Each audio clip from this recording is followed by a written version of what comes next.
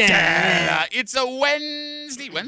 Oh, yeah, it's Wednesday. Wednesday morning here in the break room. Rochester's Classic Rock 96.5 WCMF. How's it going, buddy? Pretty good, buddy. What's going on, female buddy? Doing good, buddy. 48 degrees right now. Going to get up almost to 60 degrees. Nice. Depending on where you are, it will be rainy. Okay. So that's not fun. Mm-hmm. And it's going to be rainy for till Sunday.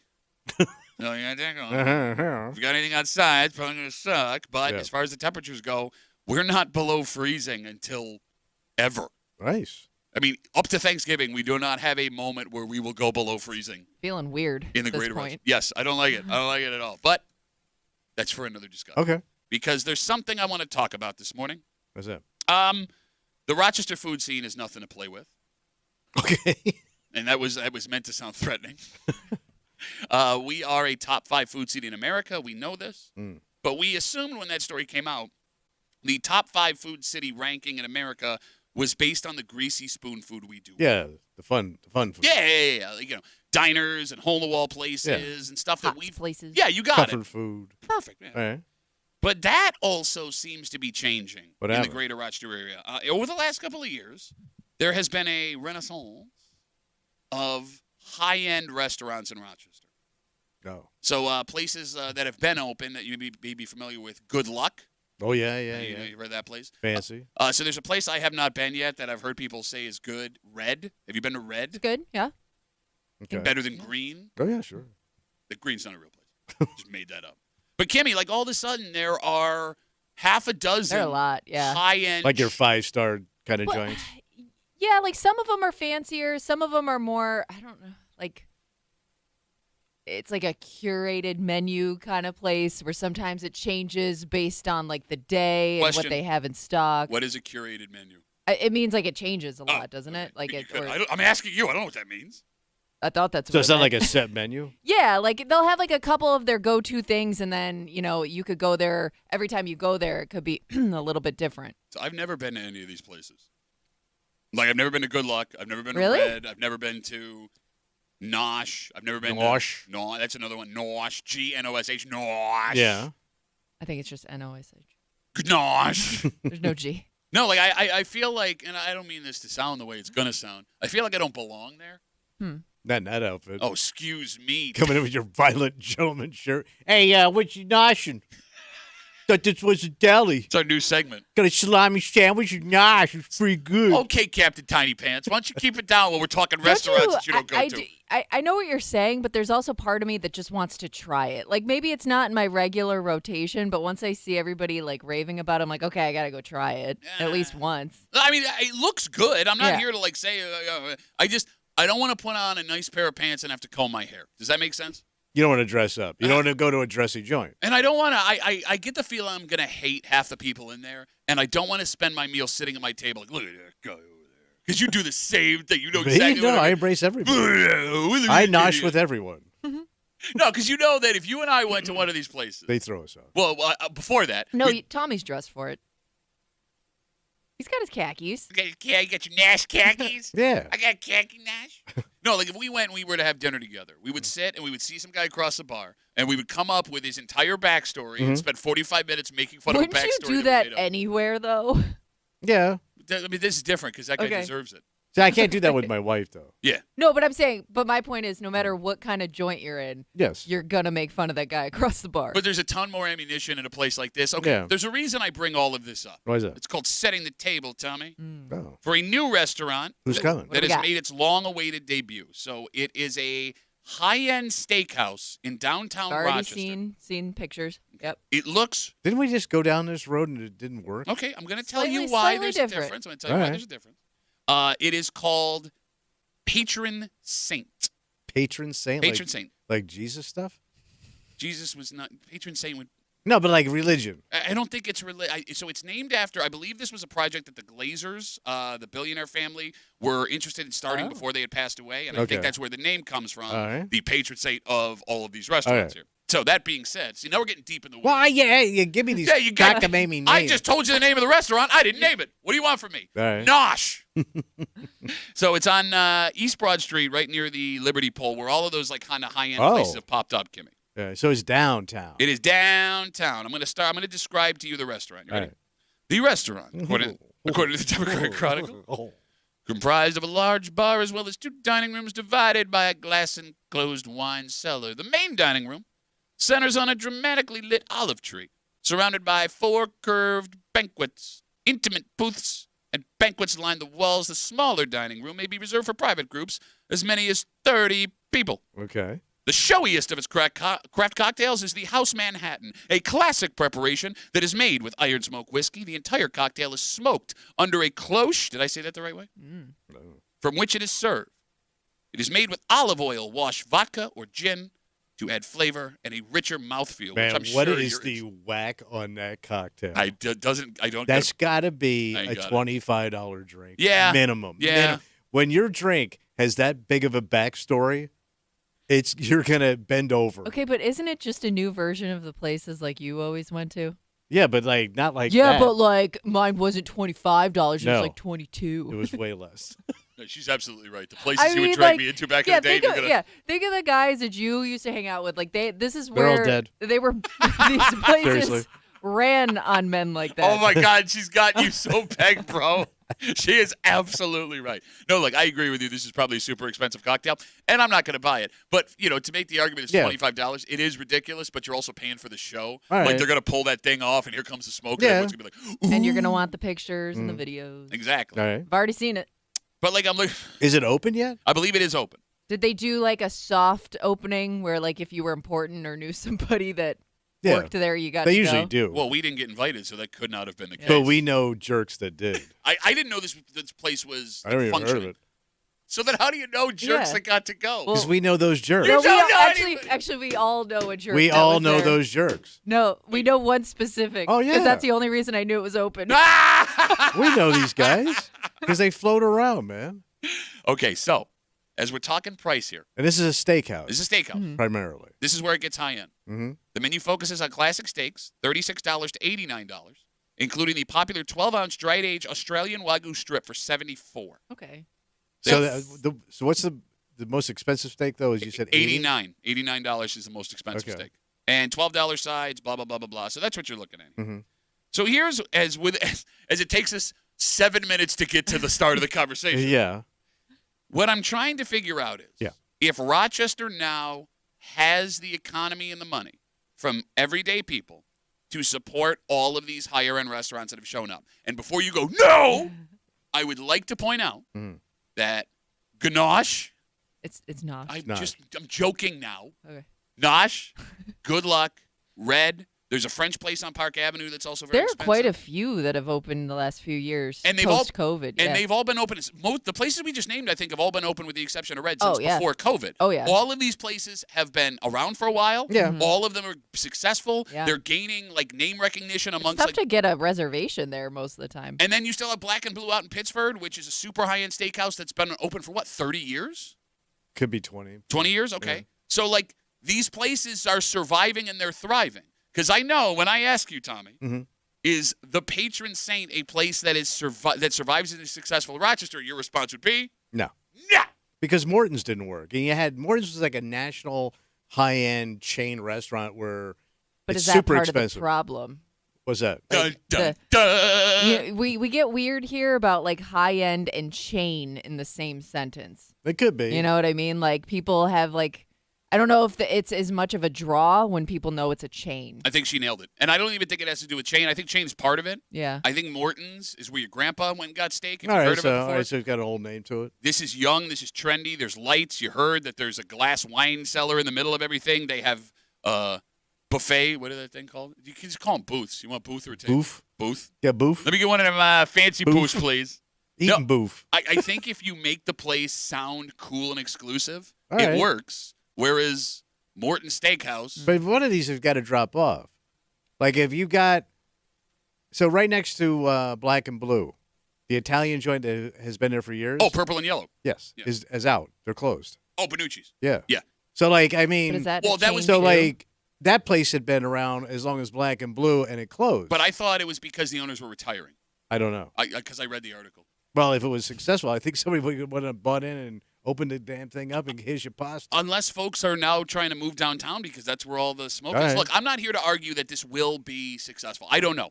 This is. It not, sounds too high end. It sounds too New York, and we ain't gonna spend that kind of bank. But we I don't spend. know, in but all people's- those other places, like, so I used to live right around the corner from Good Luck. So every night, it was like our nightly routine where we'd have Yeah. to walk our dog before bed, and that place was every night that place was open, packed. But how many packed of these with people can afford to eat like that? They filled it up every $89 night. steak, Well, that's the highest. end steak. $60 Yeah. cocktails. You could chintz out on the $36 steak and get the $60 cocktail. I don't know, man. Look. It Base sounds too much. 252 WCMF 252-9263. Again, we're talking about this new steakhouse that is opened in downtown. It's called Patron Saint. It is high end. It looks very fancy and trendy and cool. And doesn't the Strath Allen's also has a steakhouse Yes, called they do. Char, Yeah. which is right down the street, Yeah. Yeah. and Red, which Yeah. is right around the corner. 100%. So there's no way all those are going to work. Okay, but who's to say this is the one that doesn't? Dun, dun, Uh, dun! True.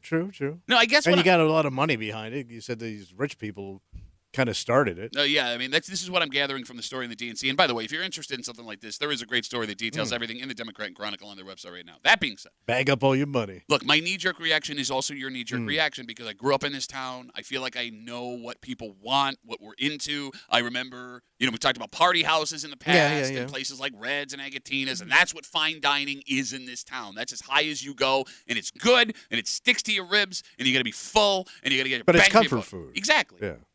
This feels different. Yeah. That being said, you also have to keep in mind that you have a lot of folks from out of town that are now moving to Rochester to work here. We All have right. the numbers to back that up. You also have, we've seen trends that people are spending less money on homes and apartments because they can't, and more money on experiences, All right? right. Like people are more likely, instead of saving money, to go on vacation or spend money on a nice meal or go out for a couple of drinks or things All like right. that. All right. So maybe this generation of the Kimmies and younger, They're just spending it on now. this is what they want to spend their money on, All right. all right? They're not going to go buy a fancy car. They're not going to buy a A house. $5,000 watch or a house or whatever. They want to go eat steak and have a $26 cocktail and put the picture up on their Instagram. All right. Well, then that would work. Congratulations. Shut up. You know what's really funny, though? What? was that? So they have a, what do you call them things? Slideshow on the website. Oh, their gallery? Yeah, the DNC. Yeah. We were just talking about how Rochester used to be a party house town. Oh, yeah, like the Diplomat and places like that. You got it, and they all had the same aesthetic, and you walked in, and it was just old school Yeah. looking. Yeah, the wallpaper. Bro, it's what this place Every looks like. suburb Wait, they had went one. that direction? So I'm looking at one of the rooms. It's got an olive tree in the middle. The room is like this weird color green. It's like felt booths. The bar looks like it's the bar from The Shining, just green. Wait, so they went old school. I thought it was going to be all like old modern. No, it's really cool. I mean, look, I will say this: the how it looks Yeah. reminds me of being like 10 years old and walking into a restaurant that had been open since the 50s. So it's more like your grandparents would have eaten it. Yeah, it's got some like weird, trendy, like little accents to it, Mm-hmm. but this looks old school. Little more modernized, old school. Yeah, I mean, I'm looking at even some of the food. It looks like something you would have ordered in like the 50s. I mean, they're serving Manhattans for God's sake. Yeah, true. Yeah. But all those drinks made a comeback. Okay, that's what's funny too, Kimmy. Right. As like, is he sitting here? It's not gonna work. Like, they're gonna get the trendy kids. Yeah. Okay. They're also gonna get the Tommies because this is what going out used to be like. You Oh, put yeah. on a jacket and you had a Manhattan and you sat down and you had a steak. And he's thinking of like at least like 3 buddies right now that are going to invite him out to this place at some point. He will go to this place. He'll go to it before we Christmas. do. Yes, no, he Yeah. will. Right? No, Look at me. Tell me you're I not. didn't even know it existed a minute ago. And I just told you. Tell me you're not going to go home and tell your wife. Oh, you know what? She reads the paper every day. So yeah, you're going to be here before we do. I'm not going to go It's to going this. to cost me $200 to have a goddamn drink. Well, I don't know how much is their house fennel. But just a straight whiskey is going to cost you $20. Yeah, man, but it's the vibe. You get to hang out and be cool. I got a man. vibe at my house. Check me out, man. I'm sitting on a green booth.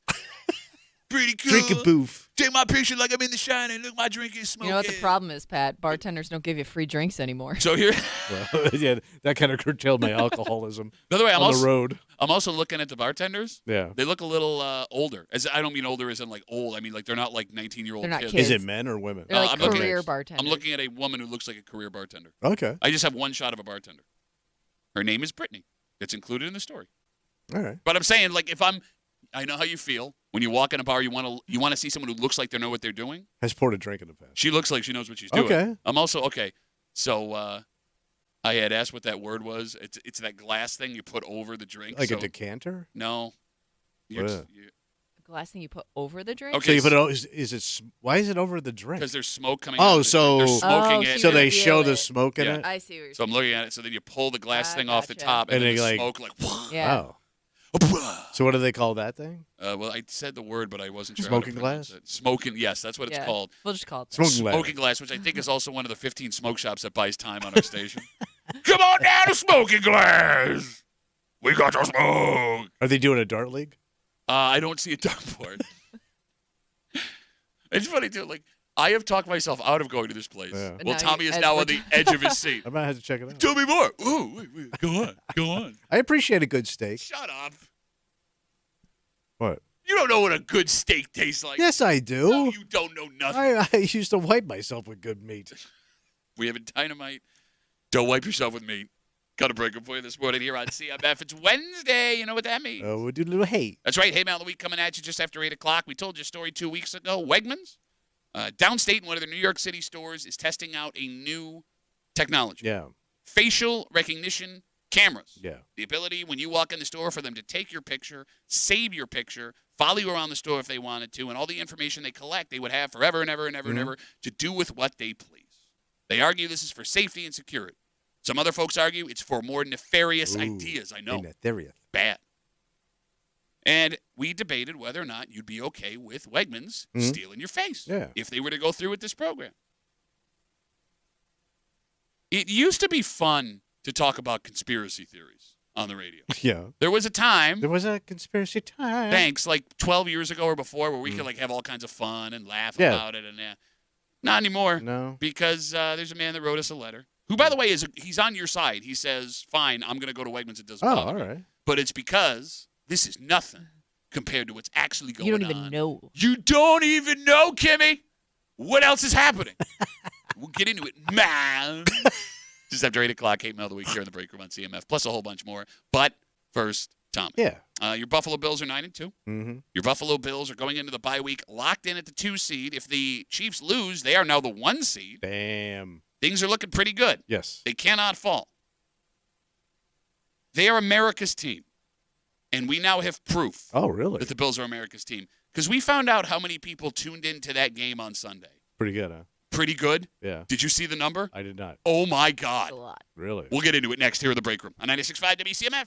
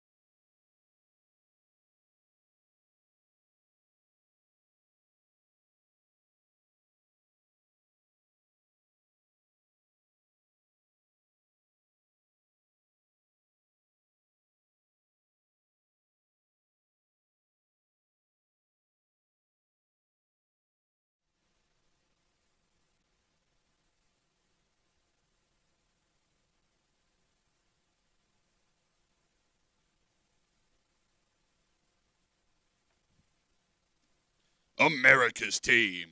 Yeah, for decades it was the Dallas Cowboys. Oh, yeah. But based on what's going on with Dallas, win-loss, their owner being insane and a borderline sex criminal, and Tough time to be a Cowboys fan. their stadium literally falling apart, Kimmy, Yeah. I would argue Cowboys no longer America's team, Oh. which has left a vacuum. And based on the number we have in front of us now, I don't think it's an exaggeration or a homer take to say that your Buffalo Bills Really? are America's team. Okay. You're hanging out at the break room, Rochester's Classic Rock 96.5, WCMF, just after 6:45. We told you yesterday about how kids are going to SUNY schools, it seems, more than any other college in America. Okay. Right? And percentage-wise. Yeah. And it's because everything is so affordable. But even to go to an affordable college, you have to get in first. Oh, yeah. The state of New York is offering a very unique program where that could take a lot of pressure off kids that are worried about getting into college. Because you don't have the grades? Well, or the that's money? just it, the grades. Yeah. And you want your kids to get good grades. Yeah. But why do you want them to get good grades? And we'll get into it just after 6:45 here in the break room on CMF. Yesterday it was announced What'd I say? the Bills-Chiefs game that happened on Sunday was the highest-rated regular season game since 2007. Wow. Damn. The game on Sunday pulled 31.2 million viewers. Damn. It- In the middle of a Sunday. It was Yeah. it was on in every city in America. It Every wasn't even prime time. And they Yes. did hype this thing up Well, yeah. as the game Well, of the year. I think anybody who's seen any game Yeah. between the Bills and Chiefs, you knew it was going to be a good one. Yeah. So with the exception of the Thanksgiving and Christmas games, because everybody's sitting at home, Right. it was the most viewers for an NFL game since the Patriots versus Colts. It was Manning, Brady, like I said, back in 2007. And just to put into perspective that 31.2 million number, Yeah. first of all, that's 10% of every human being, man, woman, and child in America. Look at that, Josh. Okay. The Celtics versus Mavericks NBA Finals. You have a premier team in the Boston Celtics, one of the oldest, most historical franchises. Yeah. That averaged 11.3 million viewers per game. Ooh. The World Series this year.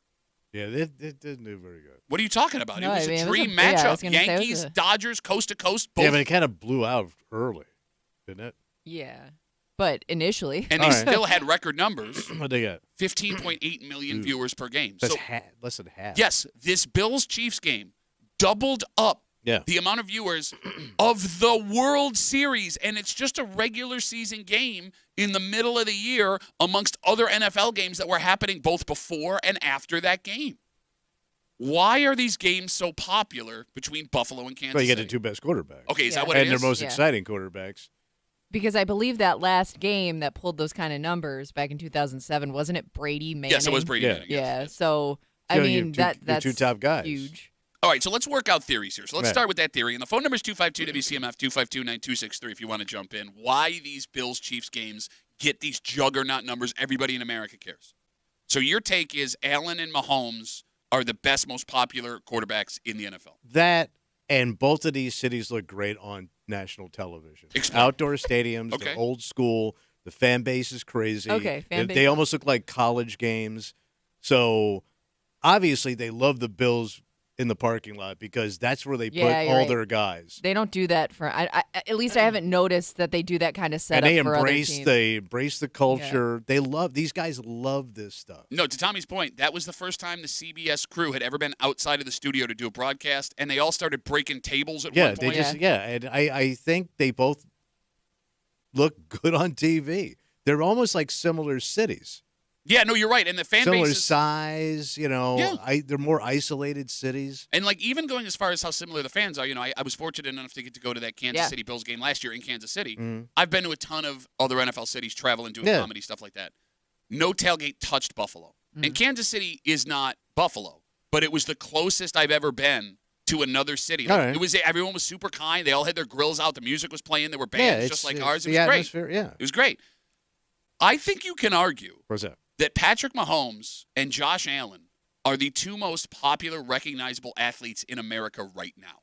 Probably, yeah. Now Outside of LeBron James, right? Can you name another athlete that that's has active. the instant recognizability, popularity? Well, Mahomes is everywhere.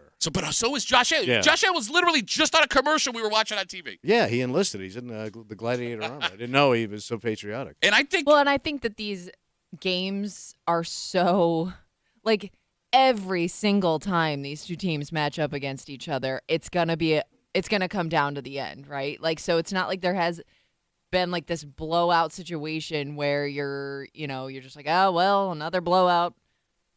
You're just, you know what to expect. So then the other argument is we talk about how the Bills Chiefs pull 31 million viewers on Sunday, the most watched regular season football game in almost 20 years. You're going to be entertained. So it's great football. That's why people they know it's I think they it know helps. it's great football. Great football. I mean, these guys, they make both Patrick Mahomes and Josh Allen will both make insane plays to keep it going. But here's the thing. There are other – I know we're biased because we're Bills fans, so I am trying to take off my Bills fan hat here and not look biased.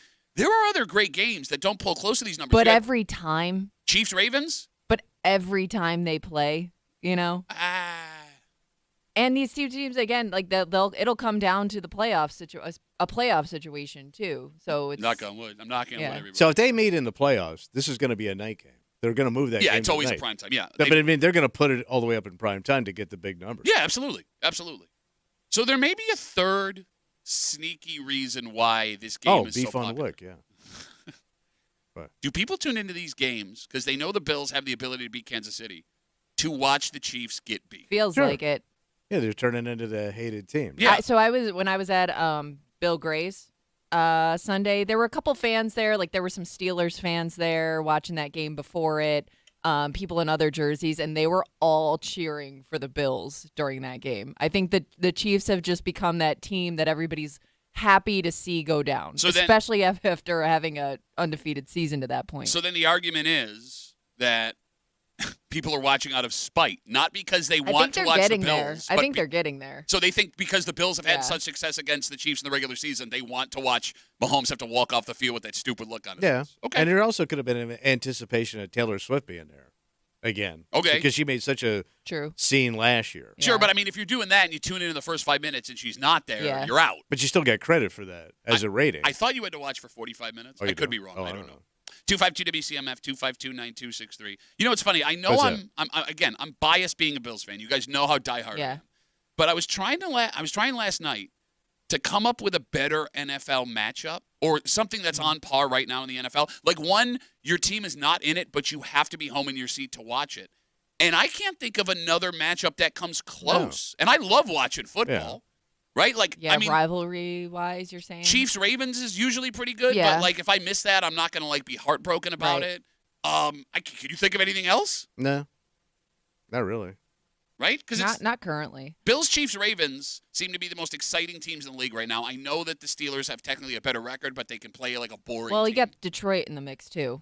But who is Detroit match up against where you're like, oh, I got to watch it? It's the Bills? I'm just saying in terms of teams you're watching. Yeah, I see what I'm talking like. Yeah, both your New York teams suck right now, so you don't have Jets or Giants. There's been this big push lately, like the Bills are New York's team. Yeah. And I don't think you can really make an argument otherwise. But I think as we have this discussion, it is becoming more clear, unbiased, my Bills fan hat off, that the Bills are America's team. Yeah. That it's very hard to not like the Bills if you live outside of Miami, New England, and New Jersey. It'd be interesting because what would solidify that argument is Bills versus Lions. Because who is the average football fan going to root for in that game? Because whoever they root for is America's team. That's a good question. It's America's underdog, I guess you could say. And if I'm going to make a pitch for the Bills right now, I mean, because, I'm going over Detroit. I'll qualify again. Right. I love Detroit. Yeah. I think the Lions story is awesome. I hope they do well, not at the expense of the Bills. If you look at the excitement of the two rosters, Josh Allen is head and shoulders more exciting than Jared Goff. Yeah. And I think Jared Goff's a great quarterback. But I think the entertainment value is Detroit is that coach.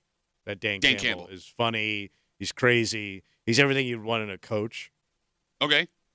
He looks like a coach. Yeah, no, I think that's fair. And he's wild, right? Like yeah. He looks like a normal, well, not like a normal guy, but he doesn't look like a guy that would say the things that he says. No. Right? And he does it because he loves his team so much, you know? Yeah. Like he's not doing it to be a jerk or like, he's relatable. He's doing it because he's so passionate about his team. 252-WCMF, 252-9263. Again, over 31 million people watched this Bills-Chiefs game on Sunday. It was the most watched regular season matchup outside of Thanksgiving and Christmas since 2007, Brady Manning. We're trying to figure out what the draw of this game is. Obviously, it's always a great game. You got Mahomes and Allen, arguably the two biggest sports superstars in America, despite watching to see the Chiefs get beat because America's sick of them. Let's talk to Patrick. Hey, Patrick, how are you, buddy? Good. Full disclosure, Duff. I know you're a humongous Bills fan, and Sure. you always have been. Yes, so yes. I back that. I'm not a Bills fan. Okay. Noted. And there's a huge amount of viewers that will watch the game to watch the Bills actually lose. So Well, when you say huge, hold on, let me stop. Time out real quick. Yeah. I'm sorry. When you say huge, if you want to talk about hatred of team right now, there is no argument that the overwhelming majority of Americans are going to choose the Bills over the Chiefs. Like when it comes to the Bills versus Chiefs. Unless you live in Western New York, because it is so sick and tired of hearing the Bills. Here's the thing with the Bills, okay? You correct me if I'm wrong. Mm-hmm. If the Bills don't make that play in 4th and 2, okay, and Josh Allen runs for a touchdown, and they give the ball up, and Kansas City comes down and wins and scores and wins the game. Bass is a piece of crap. We're ready to fire the kicker. Yeah. Josh Allen, we ridicule him for throwing that stupid interception, trying to do too much. No, I'm not doing that. But okay, No, come I'm not going to criticize Josh. But Well, Patrick, you, hold on. If you want to okay. play, I'm sorry, Kimmy, I don't Go mean to cut you off. If you want to play the ifs and nuts, candies and nuts game, if Patrick Mahomes doesn't hit Travis Kelce in the 13-second game, they don't go to the Super Bowl. The Bills beat the Bengals, and we're not even having this discussion. Like, we can't play the if so, maybe, when, up, down. But here's where I'm trying to support the idea of all the viewers that don't want to watch the Bills or can't love to see the Bills lose. I can't tell you how many people I know love to see their team win, whether you're a Steelers fan, a Chargers fan, whatever. And the other aspect of every Sunday is wanting the Bills to lose, because the Bills fans are so bandwagoners. What? They are up. Oh, my God. Patrick, how dare you? How can you be, wait, but how can you be a bandwagon fan of a team that hasn't won a Super Bowl? Thank you. You trash the Bills when they lose. Every single Monday when they lose, they ridicule the Bills and they should have done this. Well, you fire the defensive that's part of being coach, a you fire the football offensive fan. coach. Find me a city that doesn't do that, Patrick. But that's where I'm saying there's a lot of viewers out there that can't stand the Bills because of it. Okay, so hold you on. would rather see the Chiefs win? Like I'm just talking about in terms of like Bills versus Chiefs. You think there's more people? I'd rather see the Chiefs get a three-peat than to see the Bills Really? go. Okay, hold on, but I here's think why. that's Here's why. interesting. Here's why. Patrick, with all due respect, and this has been a very respectful but terrible take from you. Who's your team, Patrick? Who's your team?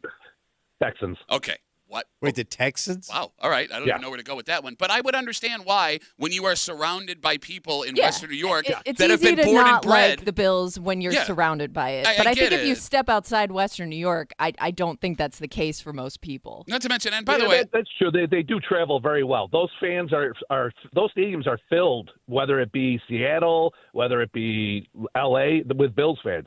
You guys travel very well. Oh, they do? Okay, I should write that down. All right, well, Patrick, listen, buddy, you sound like a nice guy, but work on your take next time. That was horrible. That was horrible. Pat hung up. How do you call a franchise that sold out games during an 18-year playoff drought a bandwagon fan base? I watched J.P. Lossman play football. I watched Alex Van Pelt as a starting quarterback, and you have the balls to call me a bandwagon fan. How? Why would you want to sign up for the heartbreak the Thank Bills you. have experienced? Even when we've been really good the last couple of years, 20 years, they just rip your heart out. Yeah, but what if, man? What if? What if Ralph Wilson was never born? And somebody else owned the team? Oh, look, if Ralph Wilson was never born, I'd have a lot less stress in my life. I'll tell you that. I can see, and I know other people that may have Patrick's take of they're just sick of Bills fans. Because if you live here and you're not a Bills fan, I get that it can be overwhelming. Mm-hmm. But it makes sense because you live where the Bills play. Yeah. They're not even overexposed. You're going to get that in whatever city, whatever their franchise is of that city, that's what you're going to be surrounded by. No, I agree with you. And to the point real quick before we move on, you say they're not even overexposed. No, because they just started getting into this prime time rhythm over the last couple of years. They look like they're going to win their 5th AFC championship, and they have had 6 to 7 primetime games every year for the last 4 years. But look at these other teams like Kansas City, and look at these. How many times are the Giants and the Jets on national television? Yeah, and they're terrible. I mean, you're right. The Bills are entertaining, which takes away the overexposed. I mean, they kind of earn the prime time spot. I'm with you. No, Patrick. Los Angeles. All right, let's take a break. This is great news for kids. Takes a little pressure off their shoulders when it comes to where they can get into college. Great. And it just has to do with good grades. Keep your grades up, you'll be fine. Yeah. We want our kids to get good grades. Sure. But do you know why you want them to? Well, yeah, so they look smart. We'll get into it next to the break room on CMF.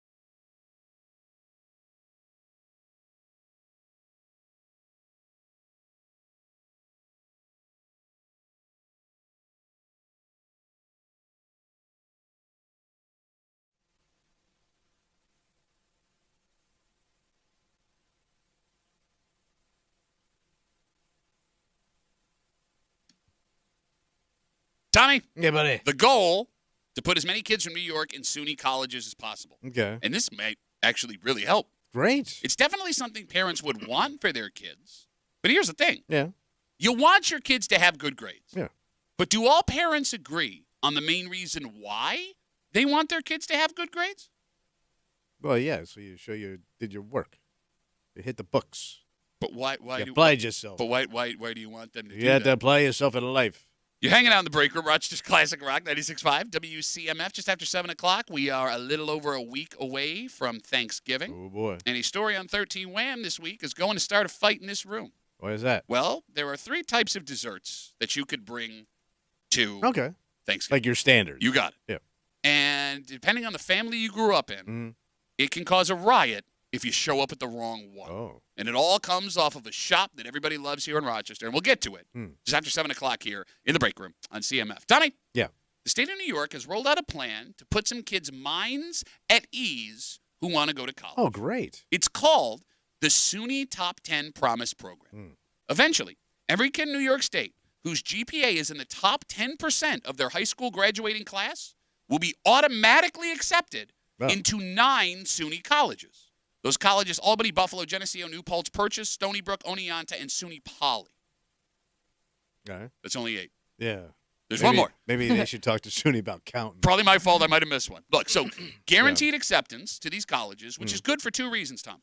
One, kids applying to find out if they got into schools, it gets super stressful, Kimmy. You know. Yeah, yeah. But if you're in the top But 10, I was aren't you gonna- always I going was to get just in? thinking that. I mean, You're already I a would top think 10. like top 10, you're probably getting into a lot of places. Depends on the school you go to, though. I mean, if you're top, But a state school? Well, if you're no, in a top really 10 really of your high tiny school class. Right, but I'm saying Okay. if I'm at that, I'm already in. it may affect Right. tiny high schools, Right. but I would think like you have some decent grades if you're in the top 10%. Okay, but that All right. aside, all right, maybe that's a Yeah. valid point. The bigger issue: What's that? applying to colleges costs money. Sometimes hundreds. Wait, they charge you just to apply? Yeah, Yeah, some man. can charge you hundreds of dollars What per a application. rip. Yes. Everything costs money. Hi, I'd like to You give could you pay- money. Well, hold on. You could pay to get denied. Yes. You know what I mean? That I mean, blows. I What know a there are ra- par- What a racket, Yes, man. yeah. It's always been that way. I know there are parents listening, 252 WCMF, who paid $100, $200, $300 only to find out their kid did not get into that school. So in these 9 schools that you're automatically accepted to, that could save you $500 to $1,000. Okay, so you're up a little bit. Yeah. So this year they're testing out the program. 68 high schools across the state will participate, and we don't have word yet on whether or not any around here were chosen. But when the program is fully in place, Yeah. every high school in New York will be included. Okay. So here's the thing. This is great motivation to get your kid to buckle down and bust their ass. And it's a great goal to take pressure off of your kid's plate. But this also may raise an interesting question. What's that? You want your kids to get good grades. Yeah. But do all parents have the same reason they want their kids to get good grades? I always thought it was to make more bank. Okay. But Make money. not every parent insists their kid goes to college. True, but every parent wants their kids to be wealthy. Okay, but Have money. Wealth can come from different places. True, but you got to have the aptitude to those other things. No, understood. But I guess what I'm saying is, Right. if your kid's going into the trades or right into the workforce or into the service, they wouldn't need to have great grades. But, Yeah, but you have it's, to have good grades, but not awesome. you don't have to have good grades, really. I mean, as long as you get a diploma. All right. But No, are you and I'm put- here, by the way, I'm not suggesting that anybody who does that or they're not smart people. I'm saying, like, that would not be a requirement as good grades would be a requirement to get into college. Yeah. I guess, I mean, you're the one with kids. Would you push your kids, though, more? Like, are you pushing your kids for good grades to get into a good school? Or are you pushing your kids to get good grades to be, like, their best self? I don't have a choice. My wife is in charge of the grade pushing. But I guess I'm just wondering, because I'm thinking most parents, like, they want their kid to get good grades just to, like, put effort into school to, like, show that they're trying, to not give up. Man. So is that what it is? It's all about teaching you how I to don't be an know. adult? I To don't be like apply your yourself. best self. I Okay. don't know. Always strive to be number one. Always keep driving for the center. No, I mean, it's an interesting theory, right? Like, this is training you to be an adult. Right. And Yeah. you always have to try hard every single day. That's right. Like all of us do at our jobs. That's right. They don't just give you anything, Patrick. You got to earn it every day. Failing up. Bosses, Failing up. bosses that you think aren't Push yourself. capable of doing the job that they have, let alone your job that you're in charge of doing. You got to have the aptitude. I mean, look, there are parents that did not get great grades, but ended up doing just fine for themselves. Yeah, but there's also people that didn't get good grades that struggled their whole life. I know, I understand that. I guess what I'm saying is, like, there are adults who know they didn't need those marks to make it in life. You understand that sometimes finding your way as a teenager, that can be a normal thing. Do you insist on your kids getting good grades? And if so, why? Why? Because you can't even really give me an answer. You're just spouting off sentence fragments about things you heard in motivational movies back in the day. Motivation, apply yourself, express yourself. You've got to make it. On your own. Express yourself. Well, I guess it would be kind of the same argument for parents who push their kids in sports and their activities. Like, you want them to be the best at it, even though they may not be going anywhere with it, but you still want them to be the best at what they're doing. No, but see, here's the thing. Like, with my daughter in hockey, I know you guys watch me watch that hockey game. Same with tennis with my youngest one. Like, I get into it because I like watching my kids compete. Yeah. I just want her to have fun. I don't care if she goes and plays at college. I just want her to have fun. You do, but you want her to try. Yes. Like, you get upset when you feel like she's not putting in the effort Well, yeah, that you day. back check, for God's sakes. You'll leave your goalie hanging out. But I guess to dry. that's my point, and it would be the same thing with school. Like, even if you don't necessarily need that A to go somewhere, like, you still want your kid to try to achieve it, right? Okay, so you bring up A, and I think that's might be the funniest part of this discussion. What's that? Because you're sitting here telling me, apply yourself, work hard. America will not tolerate a loser. Says Tommy Muley into a microphone. With this new program again, the SUNY Promise program, the top 10% of every high school class will get automatic acceptance into 9 SUNY schools. They're going to kick it off for the whole state in a little while. This year, it's 68 schools in a pilot program. I'll ask you this, Tommy. Yeah, buddy. What are acceptable grades for a high school kid? Just base, like... Acceptable. You would be, this is acceptable. I'm not angry. I'm not happy. This is acceptable. I would say a B. Really? Yeah. Because C is average. Yeah, but if it's a B, kind of puts you in you're out of the dunce zone. Like, if you're a C, you're closer to being a dunce.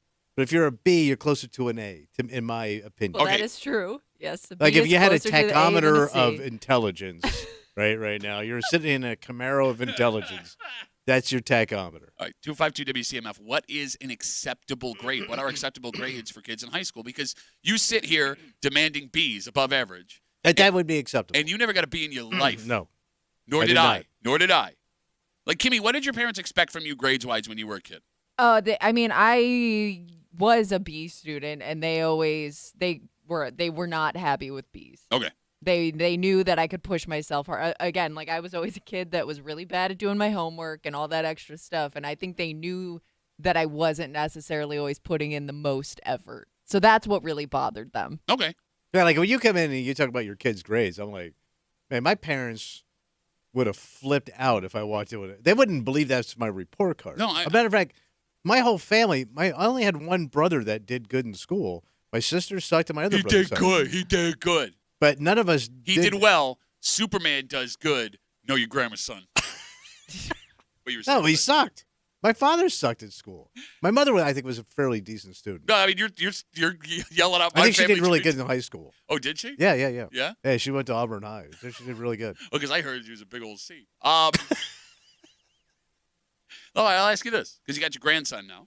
Yeah. Let's say in a couple of years, your grandson brings home a report card, straight C's. Yeah. What do you think about that kid? I would be cool with it. So then that's the answer. But hold on. Like, my wife wouldn't. I know his parents were really good students. Okay. Yeah. So, like, me going, good enough, kid. I mean, I think I would pull him aside and go, relax.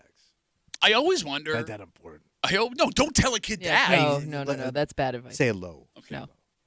I mean, I always wonder what percentage of parents expect straight A's from their kids. I think my parents did. Because I so feel unreal. That's so yeah, not because realistic. Kids you do know, it. Some kids do it. I mean, I was always like teetering on that, and I just it makes me think if he, shut up. Teetering with no teeters. and I We're think talking about high school I Kimmy. know that You was weird. creep. God. Police are outside. You were saying, Kimmy? I'm getting an award. Yeah, award for And I think that's what biggest also jail perv. drove them nuts. You know, like if you just put in a little more effort.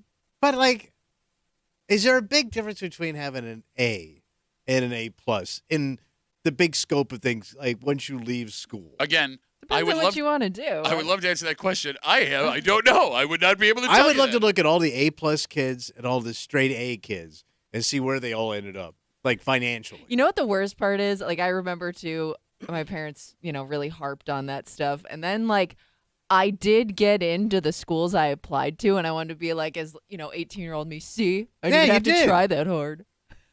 I would like to point out, and I'm happy for you, Kimmy, I am. Tommy did it again. What I did. You are now arguing against the point that you made at the beginning of this break. Because I had asked you if grades are important. No, apply yourself, da-da-da-da. I asked you what acceptable grades are. You said B's. And now you're arguing that getting good grades doesn't get you any further in life after you graduate. Well, I don't know. Nobody's probably ever done that experiment of tracking somebody that got straight A's over 20 years and somebody that got a B, a C, or just straight A's. Well, see how it worked out for them. To that point, I mean, the funniest thing about this is the dirty little secret nobody tells high school kids, and this is probably good you don't tell them. As long as you graduate, after the second you take one semester of community college, your grades in high school no longer matter. No. Those are the grades they go with. Yeah. They just vanish. Exactly. And I knew a lot of kids that got into really good schools after going to community college. They like transferring in with those community college grades did more for them than jumping right into it out of high school. So in theory, a kid could get straight D's, go to MCC, get really good grades, and then get into a great school. But here's the problem. Well, you got to have the brains to pull up your grades. And not only the brains, but the motivation and know how to study. And you can make the argument, if you got straight D's, you're not going to have that capability. I have zero study skills to this day. Wait, come on. I will say you have very good study skills. Wait, what? You do. I mean, the way you prepare the show and stuff, you and Kimmy, you have very good study skills. I know how you write and you do and you plan. What's your angle? I'm not. What are you trying to do here? I could try as hard as I want. I have no way of knowing how to study. They never taught you? I didn't listen. Okay. I'm asking. I think every kid also, I mean, that's tough because not every kid, learns the same way. So, your kids may study different. Like both your daughters probably study differently than the other one. Yeah, no, you're right about that. Like one does and one doesn't. But like if you tell me something, it sticks in my head. But if you told me to read the same thing, done. Ain't happening. Does that noise happen in your head? Yeah, it's gone. You're a visual learner. Like if I read something, I don't retain it. You need pictures. No, I need audio. Like I used to listen to those books on audio, and I loved them. Books on audio? Are those like books on tape? Yeah, books on audio? You heard I'm saying audiobooks. By the way, I love how you say if you tell me something, I retain it. No, you don't. Once a day, I will look at you, tell you something, and 30 seconds later, you Why can't you talk too fast? Let's take one call, 252 WCMF. Mike's got the last word on CMF. Hey, Mikey, how are you, buddy?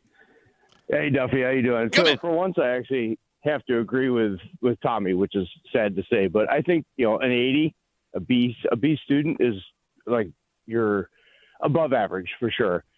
It's terrible that C is an average. But to your other point or question, I think the reason you want your students or your kids to do well in school is just to put forth effort. And Kim kind of alluded to this earlier. High school isn't necessarily the end-all be-all, neither is college. But you really want them to just try, put forth effort in whatever it is that they do. All right, so it's learning how to be a person then. That's what your argument is. Make the effort. Right. Okay. So do the work. Even if you don't necessarily care about school, put forth effort into it. You have to do it. I don't want to do my laundry, but I have to do it. Put forth the effort. Well, yeah, but you're not going to make $30,000 less a year because you did your laundry poorly, Mike. No, I agree. But at the same time, not every kid is destined to go on to college. Sure. No, and that's what I mean. Decide... And that's what I mean. Like, there are wealthy guys and men and women that are plumbers and carpenters. And, those we parents. know guys that just started a business and they make big even if they didn't want to go on to college and that was their destiny, even if they weren't, to go on and be a trade school student or go into a trade, they at least still put forth the effort to do it. Okay. Well, Mikey, listen, I'm super late, buddy, but I really appreciate the call. Thank you so much. All right. Yep. There goes super smart Mike. I can't even say it. That's how smart I am. About the effort. Super smart. All right, let's take a break. All right. I get the feeling we're going to have a fight. Why? Because you have no experience with this stuff. You think you know. I had my fat days. Thanks. I wasn't a sweet guy. Yeah, that's what I mean. Because you's a bitch. But I did have my go-tos. Well, when I was gonna,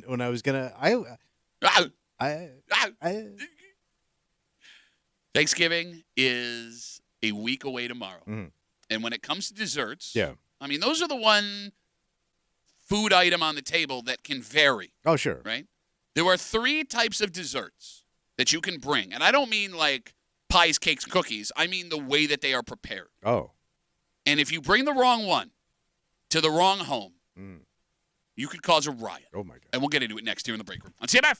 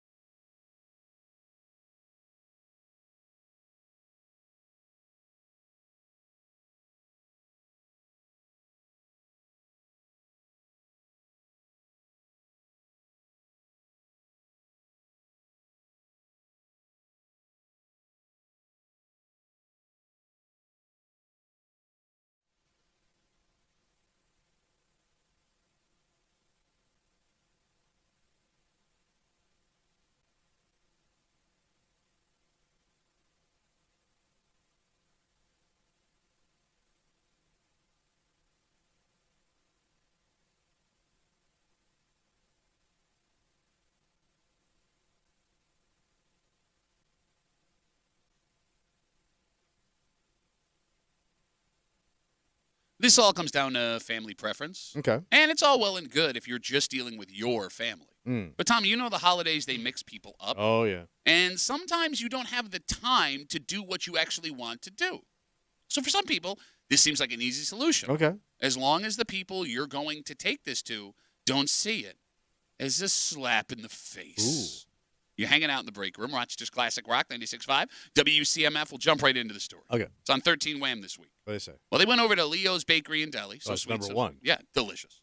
And already, with a week out with Thanksgiving, they found lines of people around the corner in the building getting their pies and their cakes and their cookies and their breads. And, I mean, going to a place like Leo's is an easy way to get all of the desserts you need. You're done. On Thanksgiving Day. Yeah, and they're perfect. You got it. Are your guys' families store dessert families, or are they scratch dessert families? So my wife has started to bake. So Okay. we're going to say scratch. So your wife is going Oh. to make scratch dessert. But this Yeah. is new. This isn't something she Yeah, did she started before. it a few years ago when Okay. she retired. So she bought the big-ass fancy mixer and all that stuff. Ah. And by the way, I think Gotta it put weighs it as to much use. as an outboard motor. It is an outboard motor. It's huge. It's what it is.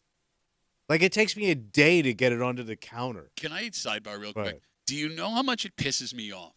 What That- does it piss you off? No, because your wife's a good baker. I've had her bake. Yeah. She's That you get that in your house, that she wants to bake from scratch, and your bitch ass don't eat none of that crap, and It's why? too sweet. What, too sweet. Yeah, wasn't that the saying from Leo's Bakery and Deli they turned down? Too sweet. Too sweet. Not for me. They had Sinatra doing it.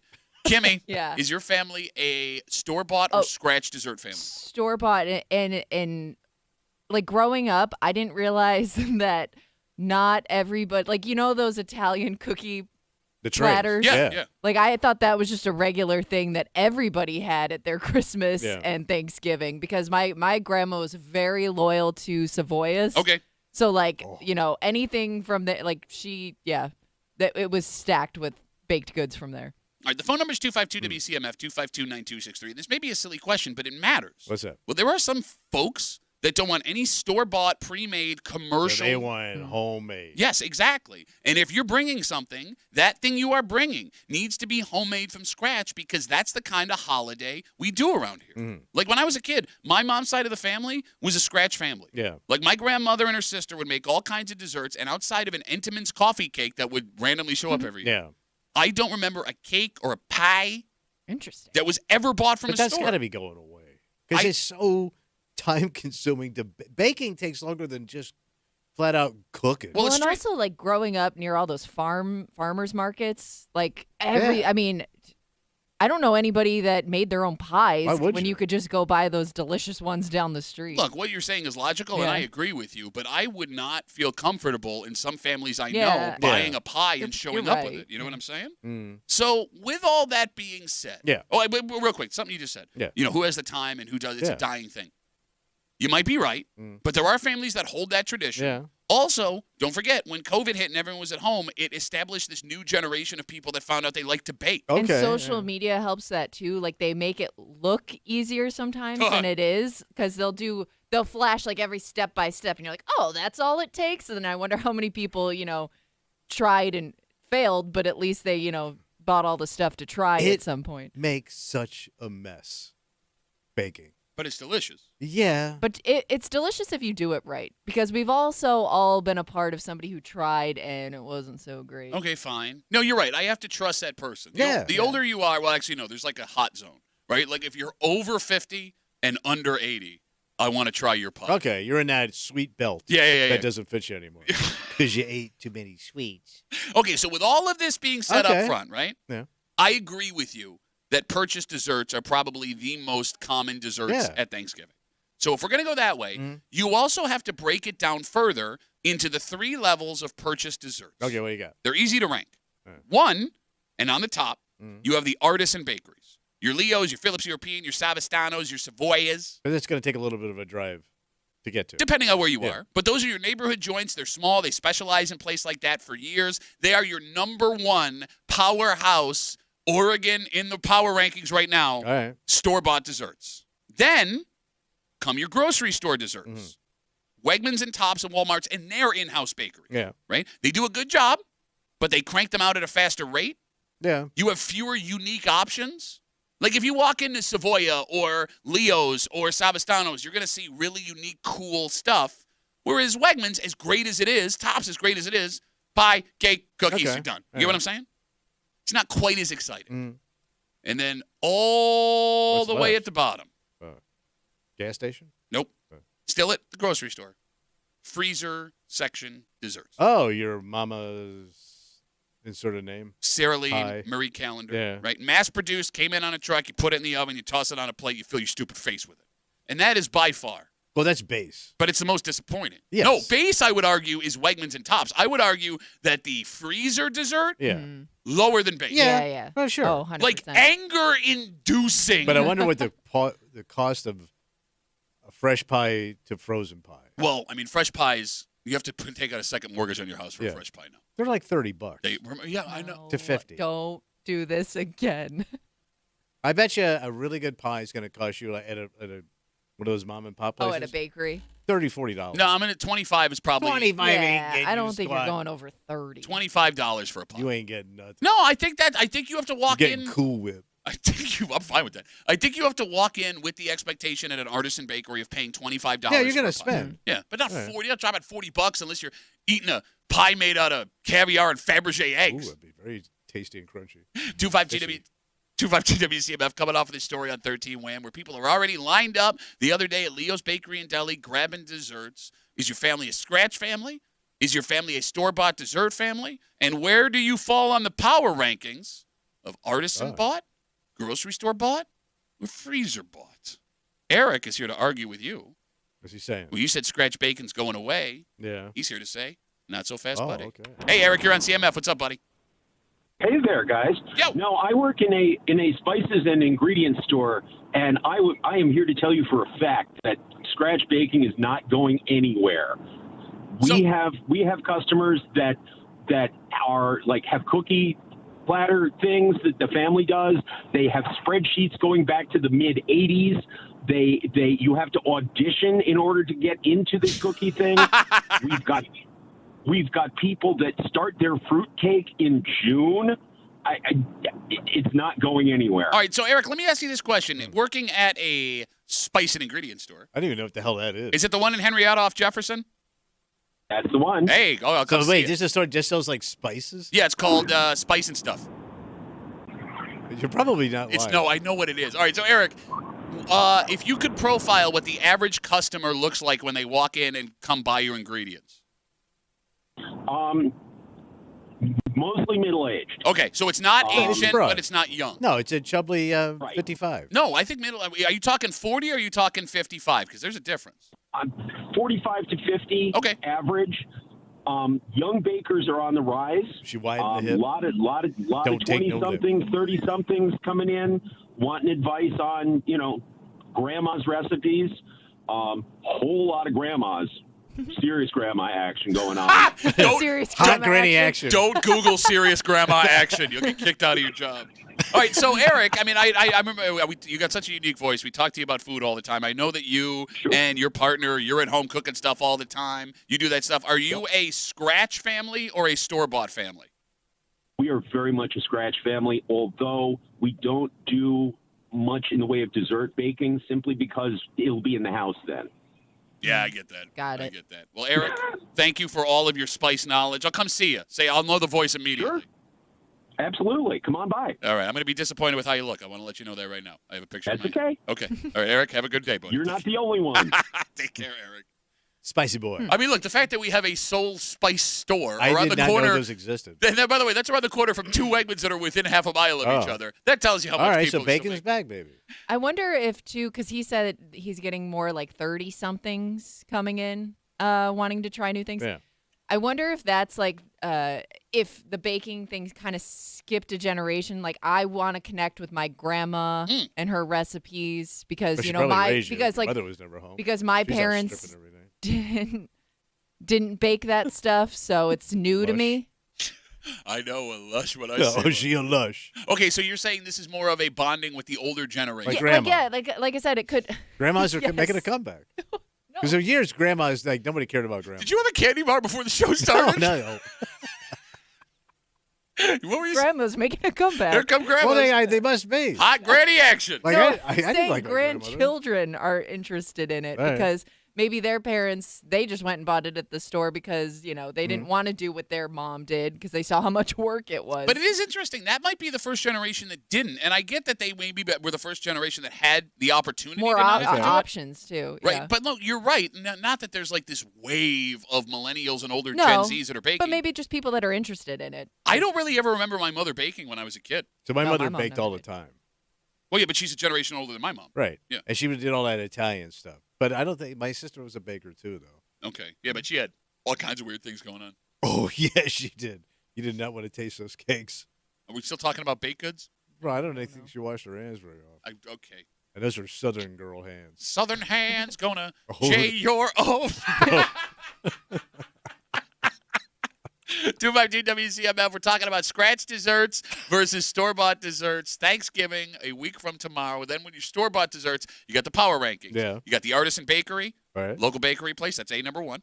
Right. Then you got your grocery store, your Wegmans and Tops Bakery. Good. Yeah. Good. Not as many options. Then the most reviled, upsetting desserts of all, the freezer section dessert. I just want to point out, people are tweeting at us pie prices, and there's not a single pie over $20 Because you're not Really? looking. No, at some of these local places. All right, can you give me an example? Okay, so I'm looking at the pies page at Savoya.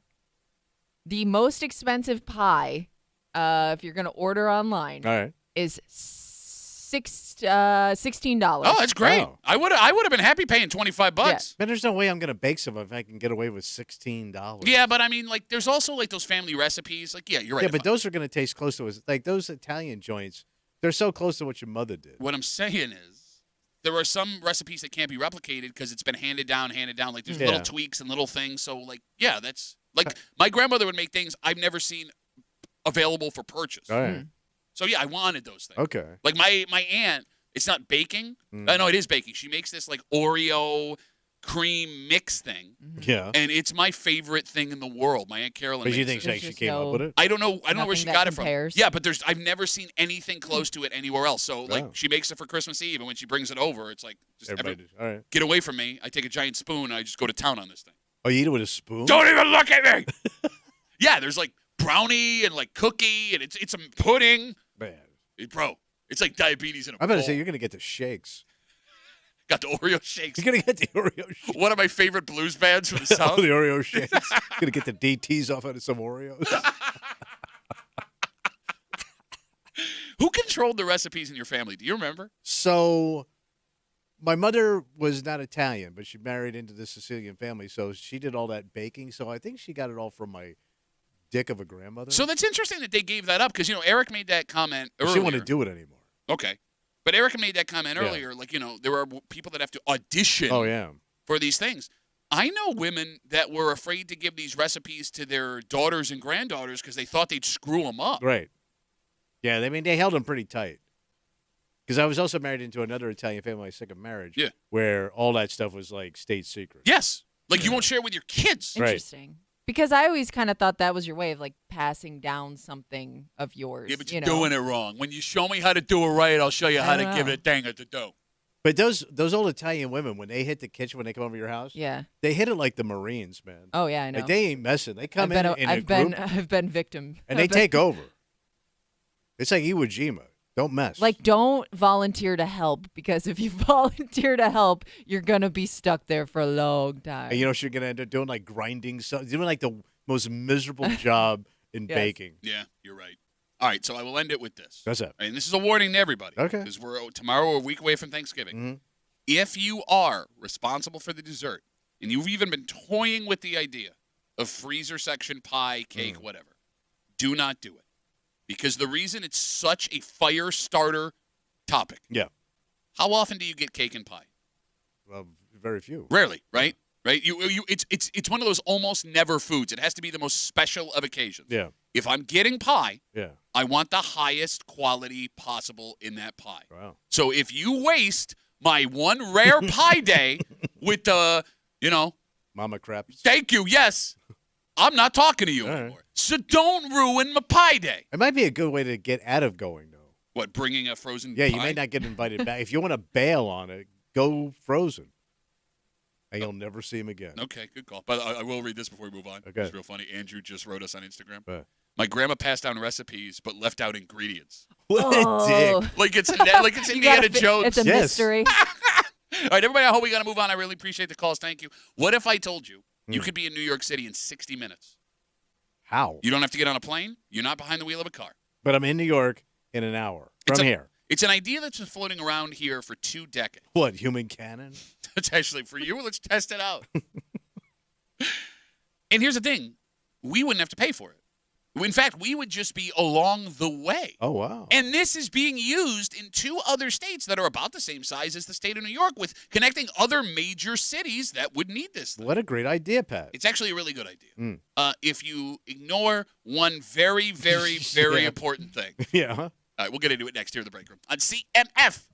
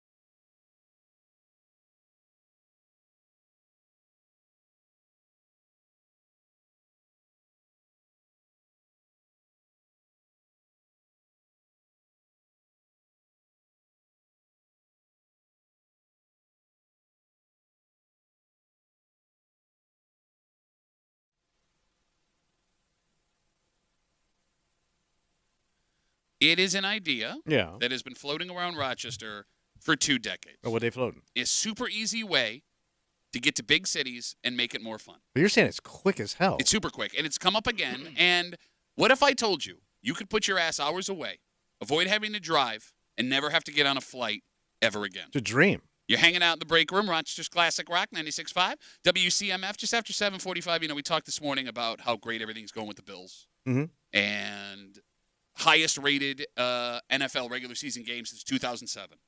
But not everything is great everywhere, Tommy. What happened? Well, there is a team that was a Super Bowl contender they've fallen on some hard times. And it's official. Everyone who brought this man in has died by his hand. Oh, really? And we'll get to it. Everyone. So he's poisoned. He's the only one left. Yeah. Oh. And we'll get to it just after 7:45 here in the break room on CMF.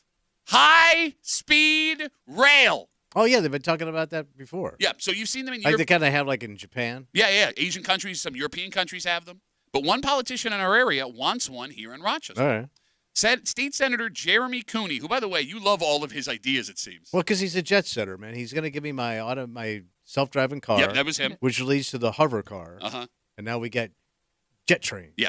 So he talked to 10NBC this week about the idea of a high-speed rail, which has been a topic of discussion in Rochester for like 25, 30 years. Yeah. And the idea is this. A rail system that connects Toronto to New York City that would get you there in half of the driving time. So this thing goes like 200 mile an hour. Yeah, well, we'll get to that. Yeah. So here's the thing. It's actually not out of the question that it's feasible. Cooney points to 2 states in America who are already doing this. They have high-speed rail. There is a company called Brightline, and it operates a high-speed train in Florida between Orlando and Miami, and they operate a high-speed train that goes between Los Angeles and Las Vegas. Oh. The train travels at 125 miles an hour. That's cooking. And they are a private company. Oh, All right. So they come in, they make the money, they put down the rails, they have the cars, they take care of all of it. Oh, And it makes things super easy for the local government. yeah. Cooney says it would be as simple as that high-speed rail system between Toronto and New York City, with Rochester being one of the stops along the way. And we would reap the benefits to both sides. You could be in Toronto in an hour. You could be in New York City in 2. All right. You guys in? Yeah. Oh, I would love to travel that way Okay. if that was a possibility. Man, how sweet. Is it doable? Well, I mean, if these other states can do it, why can't we? Well, because we are talking big money here, right? Like, no, but you're not, because if it's a private company, they pay for the whole thing. what I mean by big money Yeah. is you're connecting Miami, which is a major city in Florida, To Orlando. to the Yeah. vacation capital of America. Right. And you're connecting Los Angeles to the fun capital of America. Mhm. Would there be as much of a draw between Toronto and New York City? Because those are That I don't know. They're 2 very similar cities. Yeah. Why in New York would you want to go to Toronto and vice versa? Other see than what to you're catch saying. that hot Like- Blue Jays Yankees series. Yeah, would enough people use it?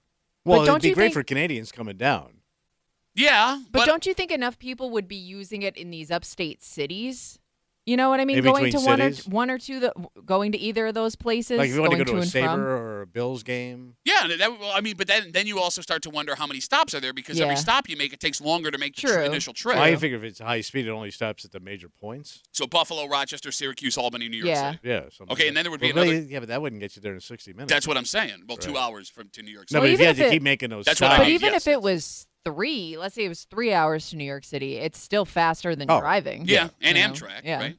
All right. I mean, it would be nice. Like, be in New York in 3 hours, 2 hours, be in Toronto in an hour. I think it'd be fun to just to ride in one. What are you willing to pay to sit down? Well, you had to figure, let's say to drive to New York, it's 6 hours. Yeah. Plus gas, plus parking down there. Yeah. Tolls. Yep. So if that ticket was $200, that'd probably be about a break-even round trip. That's pretty steep, man. $200 per person to go to New York City. No, round trip. I understand, but that would also you could find flights that cheap. Yeah, but you still got to Yeah, but you still got to get into the city. Okay. All right. So unless you're going to take, if you're going to cab it in, that's $60 each No, way. it's more than that. I found that out the hard way. So, but $85. and I'm not driving. I'm not sitting in my car for 12 hours. You don't have to deal with airport security. Right. I mean, like, honestly, from start to finish is probably almost the same amount of time. While you're on the phone, Tommy said he'd spend $200 on a ticket. Would you do that? If it was, yeah, I think I would. I would at least try it once, see if Okay. I liked it. All right. Yeah. 252 WCMF. So there is actually a small potentially big problem here, and it has nothing to What do is with it? infrastructure, but we'll get All to right. that in a sec. 252 WCMF. Again, we're talking about the one more time proposed high-speed rail between New York and Toronto. There is a private company that's doing this now in Florida and between Las Vegas and Los Angeles. Senator Jeremy Cooney comes up and says, why are we not talking about Come this on. more? Cody's on CMF. Hey, Cody, how are you, buddy? I'm good, Duffy. How are you? Good, brother. What do you got? So I'm concerned about ridership. We have a train that goes from Toronto to New York City right now. It's the Amtrak Maple Leaf. And they spend about 2.5 hours at customs in Niagara Falls going each direction. Didn't think about the border. And that's Oh. something that you're never going to get around. No, you just blow past it. They can't stop you if you're doing And- 200. Yeah, do 200 across Niagara Falls. Let's see how that works out. All right, so Um, Cody, could you do? No, I'm just thinking out loud. Could you do something where I clear customs when I get on the train, and that way we can just blow Go through think- the border? Yeah. Potentially, but then you would have your Canadians who are staying domestic or Americans staying domestic, so you have to make sure they get around that, and then make sure none of them are on the train. All right, so it's very You, simple. you still have to, because they go through with drug dogs, they go through with meat dogs, because you can't bring meats and that kind of stuff across the border. Isn't like every that. dog They a go meat through- dog? I think my To dog a is already certain trained degree, in yeah. meat and cheese. Like, well, Tommy, I heard your mother's a pretty good meat dog. Oh! Cody's back on my good side. And the other thing too is ridership. Why don't Now you stand I would in front assume of ridership might go up a little bit if it's faster because it's a little more convenient. But right now, there's only maybe 100 people at most that take that train across the border either direction. Yeah, but it's And rickety it ass does- Amtrak.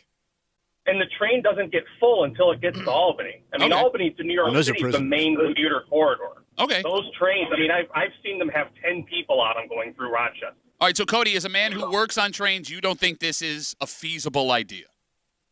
I think that it is feasible in certain circumstances, and I think it would be a great thing to have and expand on. I'm just not sure that we have the right market. I mean, you mentioned Brightline. Well, Florida, as Tommy would well know, is giant cities not all the talking way to up him. and down the state. All right. Well, Cody, it's all- you're doing great. I would get out here if I were you Yes. because it only goes down from here. Mm. I'm just going to warn you. Yeah, well, I went down Tommy's mom, too, last. Hey, Tommy, by the way, did you guys have peanut butter and jelly sandwiches last night? Because she was full of jelly. Strawberry, I think. See, I tried to warn you. You blew it. One you blew step it, too Cody. far, You Cody. blew it. Bye, Cody. There goes Cody. Stayed at the dance too Oh, long. yeah. There you go. Okay. Right. So as we talk about this potential high-speed rail, we talked about Brightline, that company. By the way, Brandon writes us on Instagram. Yeah. Brightline builds its own rail. The rails between Toronto and New York City are owned by freight trains. They would have to buy the rails off the freight companies, which are not going to give up. No, it sounds like they build their own rails. That's though. what I assume, but Right. again, I'm not on the inside of the rail industry, Right. so I'm not sure. As we talk about Brightline, Yeah. so the first problem, there is a speed limit for trains in upstate New York. Did you know this? No, They, why? they can't go more than 90 miles an hour. Why? I'm assuming it has to do with safety. Oh, all right. I don't know. So that would have to be changed. But maybe a bigger problem What's that? is the little matter of Brightline and the accidents. The what? Oh, not a great track record. There's literally, there has been an issue in Florida with people being hit by the train. Oh, Like so a- not the actual train itself. It's bystanders. Yes. So, like hitting cars at crossings? And people. The train in Florida has been called the deadliest train per mile in America. Wow. So Well, a s- is it going through really busy areas? Well, where Well, there it's are Florida. people It's all dense. And I mean, there's Yeah. always people, Yeah. right? Yeah. Even if you're in. So a story in October from a paper in Miami says that since 2017, there have been 50 pedestrian Oh my deaths God, that's a because of the lot. train. It got so bad. How bad is it? 2 years ago, the state had to spend $45 million on what they called pedestrian protection features. Now, to be fair to the train, because we don't want to be not fair to a train, Right. some of those were people intentionally getting in the way of the train. Okay. Some of those were folks that went around the gates when they were down, which is a bad move for a train that goes 125 miles an hour. Yeah, but most Floridians drive about that also. But here's the thing, man. Yeah. Like, if, let's say, Brightline is interested and they want to do this, that is absolutely going to come up. Well, hold on. How does so Japan is like famous for this stuff. Yeah. And Tokyo is like the biggest city in the freaking world. Mhm. How do they do it? all the I time? always thought those trains were elevated. I But I don't know. could be wrong. But those trains haul ass. Yeah, yeah. But they've also been building those trains since the 1970s. But I'm saying, like, they have the technology to know how to do it. We got to go to Japan and learn how to do it. No, I I don't. also feel like if this train's traveling across like upstate New York, Right. you're not going through very densely Right. populated areas most of the time. Yeah. There's a lot of open space up here. Well, but even You're going to if hit a it's- guy in Penyan urinating. But that's what I mean, right? Like, I mean, Kimmy, you're right. The odds that you hit someone are Yeah. small, but there's always people Yeah. around train tracks. Yeah, but I mean, you got to accept a little bit of this. 50 people have died just from that one train since 2017. 50 Floridians. Okay. For God's sakes, man. What? I mean, I am worried, going back to the topic we were talking about before, and after Cody calls us up and he gives us that information.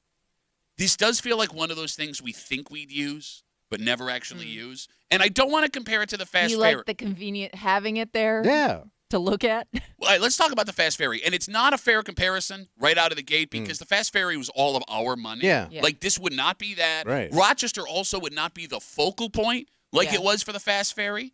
The idea is we'd just be a stop along the way. But when the fast ferry was pitched, Yeah. there was this idea from people that when the ferry showed up, they would be shooting to Toronto once a month. Yeah. Right? I know of the option to go.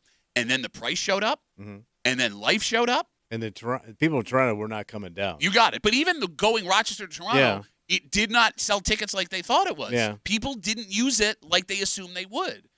Depending on how much a ticket on this train, hypothetical train, would be to New York City, think about how busy your life is, Kimmy, yours too, right? I would love to shoot up to Toronto to go catch the Sabres play the Leafs or a Blue Jays game or whatever Or in an a hour. Yankee game down in New York City. Oh, that'd be great. Yeah. That'd be great. My wife would love to do, let's go spend the weekend in New York. We talk like this down there. But in reality, Yeah. I ain't got the time to just jet or train set off to a major Yeah. city. My kid's got hockey. My other kid's got tennis. Well, who's going to watch my dogs? Can't take them on the bright line. No, you can't. You start fighting the meat dog. But I will say, Yeah. going back to like the Asian trains and the technology and the infrastructure that they have, I am jealous that we did not invest in stuff like this in the Earlier. 70s, Yeah. like these other countries Right. did, because Oh, yeah. it would make getting around. If it was just the norm now, Oh my having God! it, yeah. Yeah. It'd be so sweet. Thanks a lot, GM. Like think of just going to Buffalo. If you could hop on a train easily and just Take go the to trolley. and from.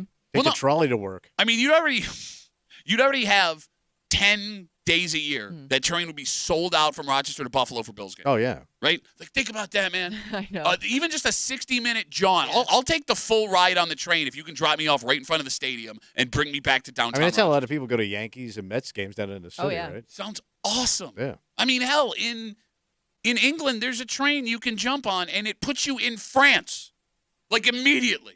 What is it, magic? It's the Channel, right? Isn't that the underwater No, that's tunnel? your mom.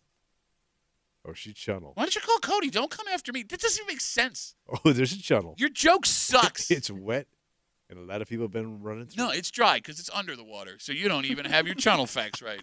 You are dumb. Mama channel. Could you imagine like jumping on a No. train and being in another country in 45 Well, yours minutes? all railed up. That's- They've always been railed up. What? Channel. He's so proud of himself.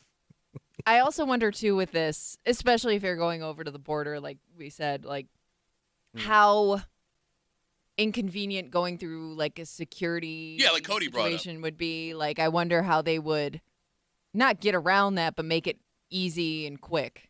I mean, I guess you could do it like a flight.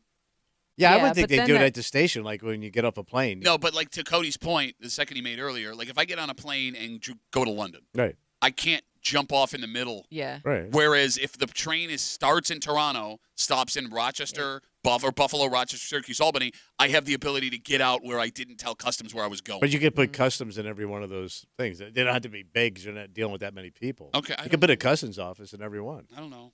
That'd Look, be a sweet gig. if it's doable, let's do it. I want it. I Yeah. want it bad. I'm not going to use it, but I want it. I also want to see it. Okay, see, that's just it. You ain't going to pay a dime. You ain't going. You didn't even pay for the fast ferry. Every time you went, it was because your boy was greasing palms of politicians. Bruh, I want to go to Toronto. Come on. Bruh, Hey, we met the mayor. Tedeschi's up there. Let's go see the show. Got a movie theater on the boat. Let's take a break. It's official. What happened? Every single man Yeah. who worked to get this guy in this locker room and on this roster has died by his hand. Oh, wow. It's over. They're all gone except the guys that he brought in. Damn. And they're still going with it. And we'll get into it next here in the break room on 96.5 WCMF.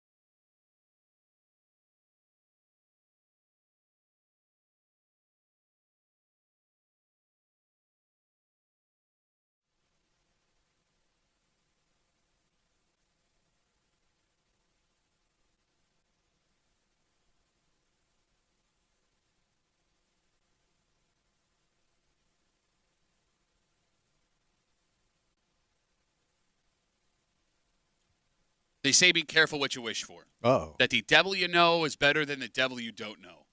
And the most vicious devil What happened? was the one they brought in their own building Oh. that turned out destroyed them all. No, we're not talking about Game of Thrones. Yeah. You're hanging out in the break room, Rochester's Classic Rock 96.5, WCMF, just after 8 o'clock. It's Wednesday. You know what that means. Oh, get a little hate going. Hey, Man of the Week coming at you, coming off of the story 2 weeks ago about Wegmans using a pilot program for facial recognition cameras downstate. One man is fine with this. Not because he doesn't care about privacy, but because you don't even know what else is out there in the world. Mad. And we'll read you the letter just after 8 o'clock here, Hate Mail of the Week on CMF. Yesterday, the New York Jets made an announcement. What happened? They fired general manager Joe Douglas. So now the coach and the GM are gone. It is official. Yeah. Both men who bent over backwards and sold the farm to bring quarterback Aaron Rodgers to New York have died at his hand.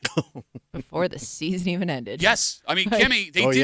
yeah. And here's the thing. They didn't have Rodgers playing last season. He was away from the facility most of the time. Yeah. So he, in less than one active season he had, both of the men who brought him in are gone. So I think it is now appropriate Yeah. to recap everything that happened with Aaron Rodgers. And they lost last week, right? Yeah, they are At home. 3-8. Oh. Yeah, I believe 3-8. All right. So you ready? Yeah. The Jets convinced Rodgers to come to New York. They trade a bunch of picks, and I believe they gave him $125 million guaranteed. You want to double check me on So that? they went all in. Yes. Yeah, I All mean, they chips gave up on the quarterback that they had drafted. Zach Wilson, Yeah. who was drafted, by the way, by that regime. Yeah. The Jets, before they signed Aaron Rodgers, hired the offensive coordinator they knew he wanted to try and draw him in. That's former Bills coordinator Nathaniel Hackett. They then went out and gave aging wide receivers he preferred bigger deals than they should have, so they would sign in New York. So he had his boys. So, yeah, he would have his guys around him. right. So, famously, Rodgers gets hurt last year. It's a disaster. But this year's the year. Mm-hmm. Super Bowl hype for the Jets. And since he has been the opening day starter, Aaron Rodgers, Yeah. Robert Saleh, the head coach, is fired. The offensive coordinator, his boy, gets demoted, but is still on the staff for some Hackett? reason. Yeah, Nathaniel Hackett. The Jets then give up a third-round pick for wide receiver Devontae Adams, who Aaron Rodgers desperately wanted. By the way, the Jets have won one game since they got Devontae Adams. All right. And the GM was fired yesterday. So they've cleaned house. And I want you to keep this very important fact in mind. When the Bills met the Jets in prime time all those weeks ago, Yeah. not that long ago, the winner of that game would have been in first place in the AFC East. Yeah. When the Bills played the Jets, which feels just like the other day, Yeah. they were a win away from overtaking the Bills in the AFC East. And now, if I'm not mistaken, with the Bills winning on Sunday, the Jets do not have a mathematical road to win the AFC East. So they're out as far as winning the East. I believe so. If not, it'll happen on the next Bills win. Right now, the Jets have anywhere between a 1% and a 4% chance to make the playoffs. And to even just like us. To even have a sniff, they would have to win every single game for the rest of the year. And on top of that, Yeah. Rodgers said in an interview a few days ago, What he said. he wants to come back and play next year. Lucky you. Well, where else is he going at this Yeah, I point? know. Well, to Seriously. retirement. Right, but I mean, Two- if he's going to play, this is it. Kimmy, were we right on the $125 million? So when he agreed to that 2-year deal, it was a reconstructed 2-year deal for $75 million. Okay. He was initially guaranteed 110. Sounds like Noted. Yeah. Okay. All right. We'll take 110. Fine. Yeah. He ain't doing bad. But there is one statistic What's the above stat? all the things we just told you that is the most jarring statistic about Aaron Rodgers and the New York Jets. What at? The Jets drafted Sam Darnold the same year the Bills drafted Josh Allen. Yeah. He flamed out New York. He's actually having an amazing season in Minnesota right now. Okay. He did not play well with the Jets. And then Kimmy brought up Zach Wilson. He was the quarterback that they drafted a couple of years ago. He is now a backup in Denver. He did not win a lot of games in New York. The Jets have had a better winning percentage with both Sam Darnold and Garrett Wilson starting at quarterback. Zach Wilson. Excuse me. Thank you. Zach Wilson starting quarterback. Than Aaron Rodgers. Wow. He has won fewer games than Zach Wilson and Sam Darnold. Damn. So the Jets haven't been good since Rex. Yeah, that was the last Yeah, time that they was made their the playoffs. last right? pop. Yeah. Yeah. They, They were relevant. they currently have the longest playoff Mark drought Sanchez. in the NFL. Yes, yeah, you're right. Ever since the butt fumble. You got the butt fumble That was, was like- the turning yeah, point. it was. That was the turning point. Never It was got over. over it. It was done. And there's no way the Jets can get out of this. Even if he retires, they owe Rodgers a bunch of money. And they'd have to start it all over again. Yeah. So they could be, even if they're really focused and everything went their way, Rodgers leaves, they're still 3 or 4 years from building a team back up. If you're lucky. I mean, if everything goes right, you're 3 or 4 great. years. And which sucks. Well, I mean, it's great for the Bills. That's what I'm saying. It's awesome. If you're a Jets fan, I mean, they were moving in the right direction. They were a quarterback away. You just picked the most insane, overrated, old Well, you went quarterback. for the quick fix. You wanted to win the Super Bowl now, right? That's why you brought this guy in. Yeah, but why would you bring in a quarterback that age with that kind of baggage who has already shown in another team he's going to destroy you from the inside out? Yeah. The Packers got better when he left, and he's arguably the best quarterback in Packers history. What the hell is going on? Should have got Namath. He might be playing better. He's around. Paul writes us on Instagram. He says, Aaron Rodgers is literally that friend you let live with you who swears they're going to turn their life around and get their crap together, only to eat you out of house and home while laying on the couch all day. Yeah, I haven't heard anything from him since all this has gone down. And he likes to talk a lot, so it's kind of weird. Aaron Rodgers? Yeah. Yeah, no, he loves talking. Yeah. Even the mainstream media is silencing me, he says, on ESPN once a week Yes. in a dedicated segment to only him where he is Yeah. interviewed and allowed to say whatever he wants. 252 WCMF, the New York Jets fired their general manager yesterday. It's official. Everybody who brought in Aaron Rodgers 2 years ago has died at his hand. And you know who I feel really bad for? Who's that? Their head coach right now, Ulbricht is his name. All right. He was the D coordinator. He was getting what's the word I'm looking for? Looks. Yes, thank you, for other teams. head coaching jobs at the end of last year. Yeah. Right? So if the Jets defense would have been decent this year, he may have gotten a shot. It's over. So he's Not done. right now. It's over. He's So not, he ain't getting He's done. going to have to prove himself again. but he's an older guy. This may have been Right. his one shot. Oh. He's not being brought back next year in New York. There's no way that happens. Yeah. Any team that's looking for a head coach is running as far away from this guy as possible. So what's Nate Hackett doing right now? Is he just a there. lesser coach at this point? So Like- he's an offensive assistant. He sits in the booth. And you had brought up how awkward it is watching those games with him sitting in the booth. Yeah, after he just had the gig a week before. Yeah. You're still there. You're just not the guy anymore. You're hanging around. You went from, like, running the joint yeah. to sit over You here didn't and even get to help me later. Yeah. You didn't get to take over when they initially fired their head coach. And wasn't he lit up in Denver? Yep. He was fired had 7 games into his Denver coaching Something career? like But that. then the new coach came in Sean and Payton said came in, made fun of that him. this guy sucks yeah, as he a sucks. coach. Yeah, which it turns out he was right. He was, I mean, Not I, according to Aaron Rodgers. I hate Sean Payton. Yeah, but what has Aaron Rodgers been right about? The Jets have to cut him loose this offseason, right? I mean, if you're really going to clean house, that would be the next guy to go. If you paid for all those billboards. How about those Jets fans that went out and bought Aaron Rodgers jerseys immediately? Oh, I already saw the burning of the jersey videos out Oh. there.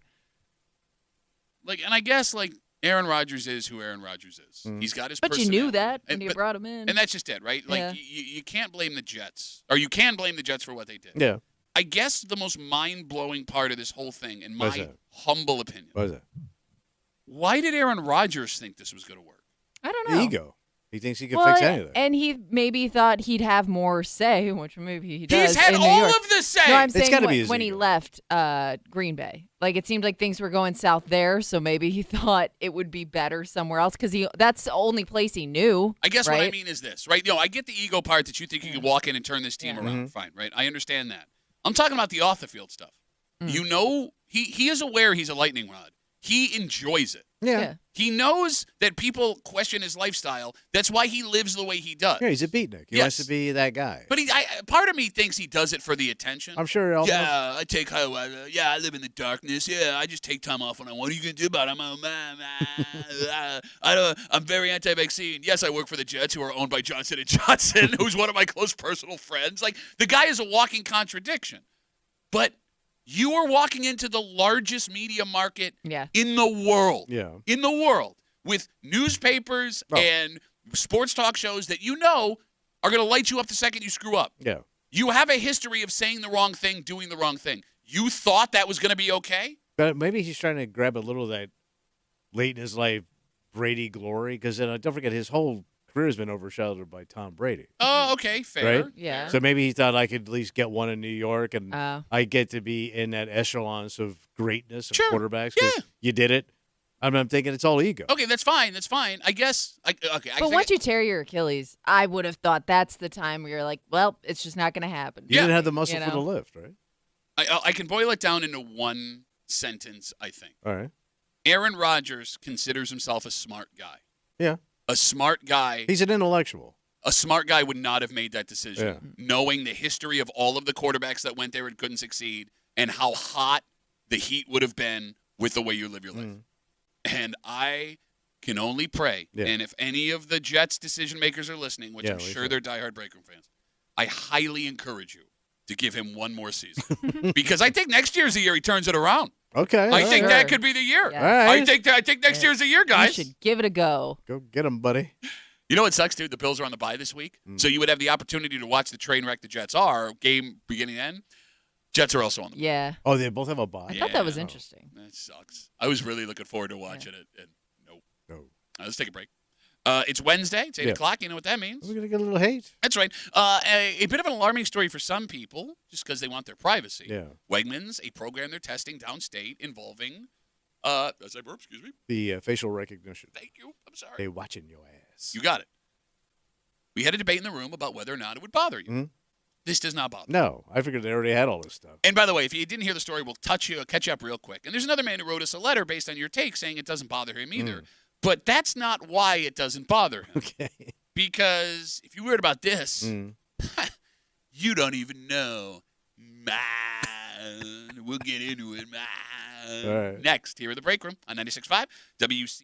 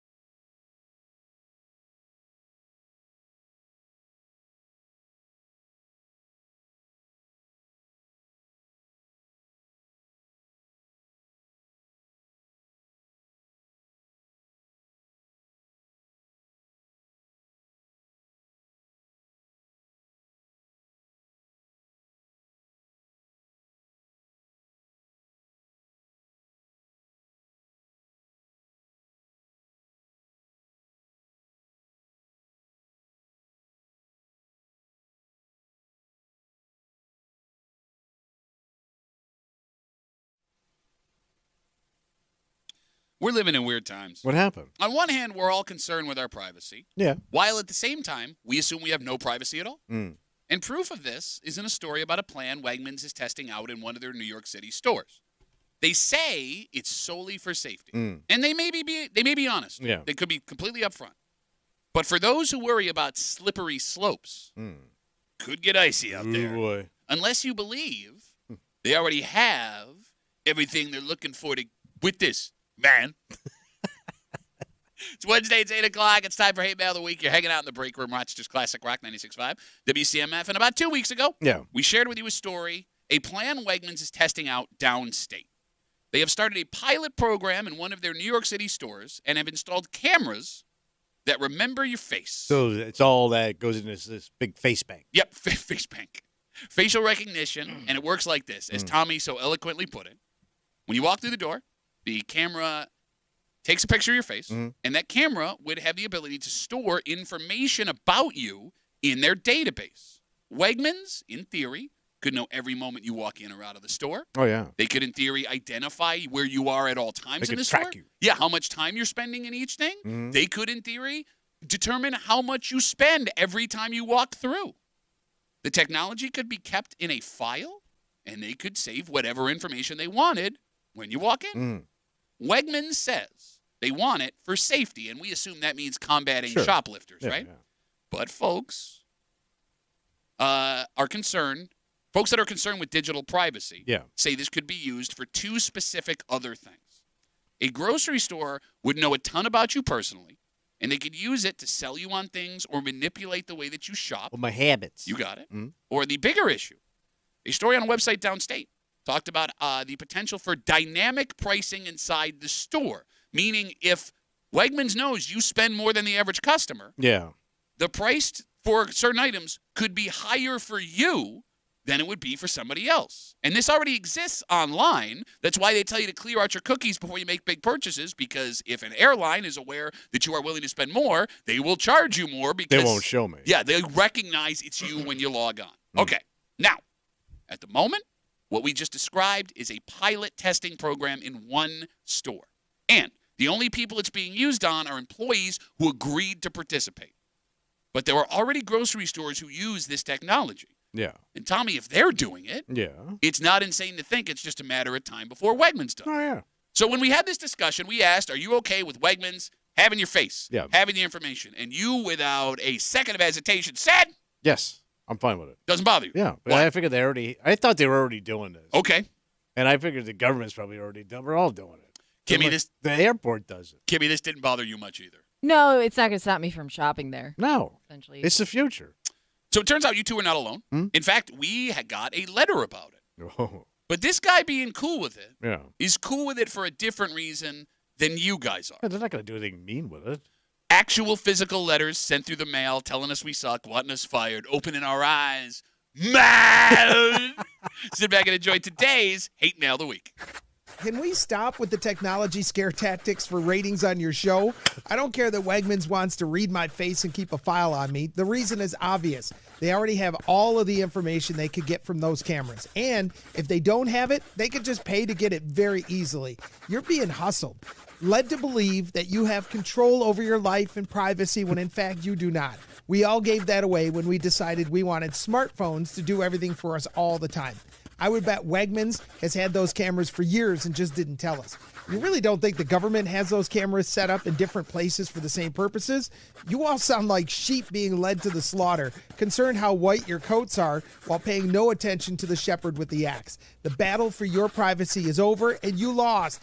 It's a futile argument, and that story you talked about on your show all made you sound like a bunch of naive idiots. Sincerely, Dan. Ooh, we a damn fool. We're sheep. The government's already got you, man. We're sheeple.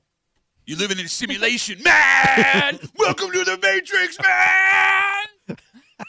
Dan's getting after it. Yeah. I would think a guy that thinks all this wouldn't write a letter. Doesn't think, no. Okay, put a pin in that. Put a pin in that. Okay. It is very nice, though, for Dan, someone on the inside of the massive conspiracy theory, that he is willing to take a step outside of it and let us know how this all works, right? And to Kimmy's point, I hope the irony is not lost on Dan, that he scolds us for our beliefs about technology and how it's being deployed while writing us a letter and sending it with a stamp. Was the carrier pigeon not feeling well then? Probably not. Okay. So let's quickly talk about a few things Dan said. All right. One, he claims Wegmans already has this technology.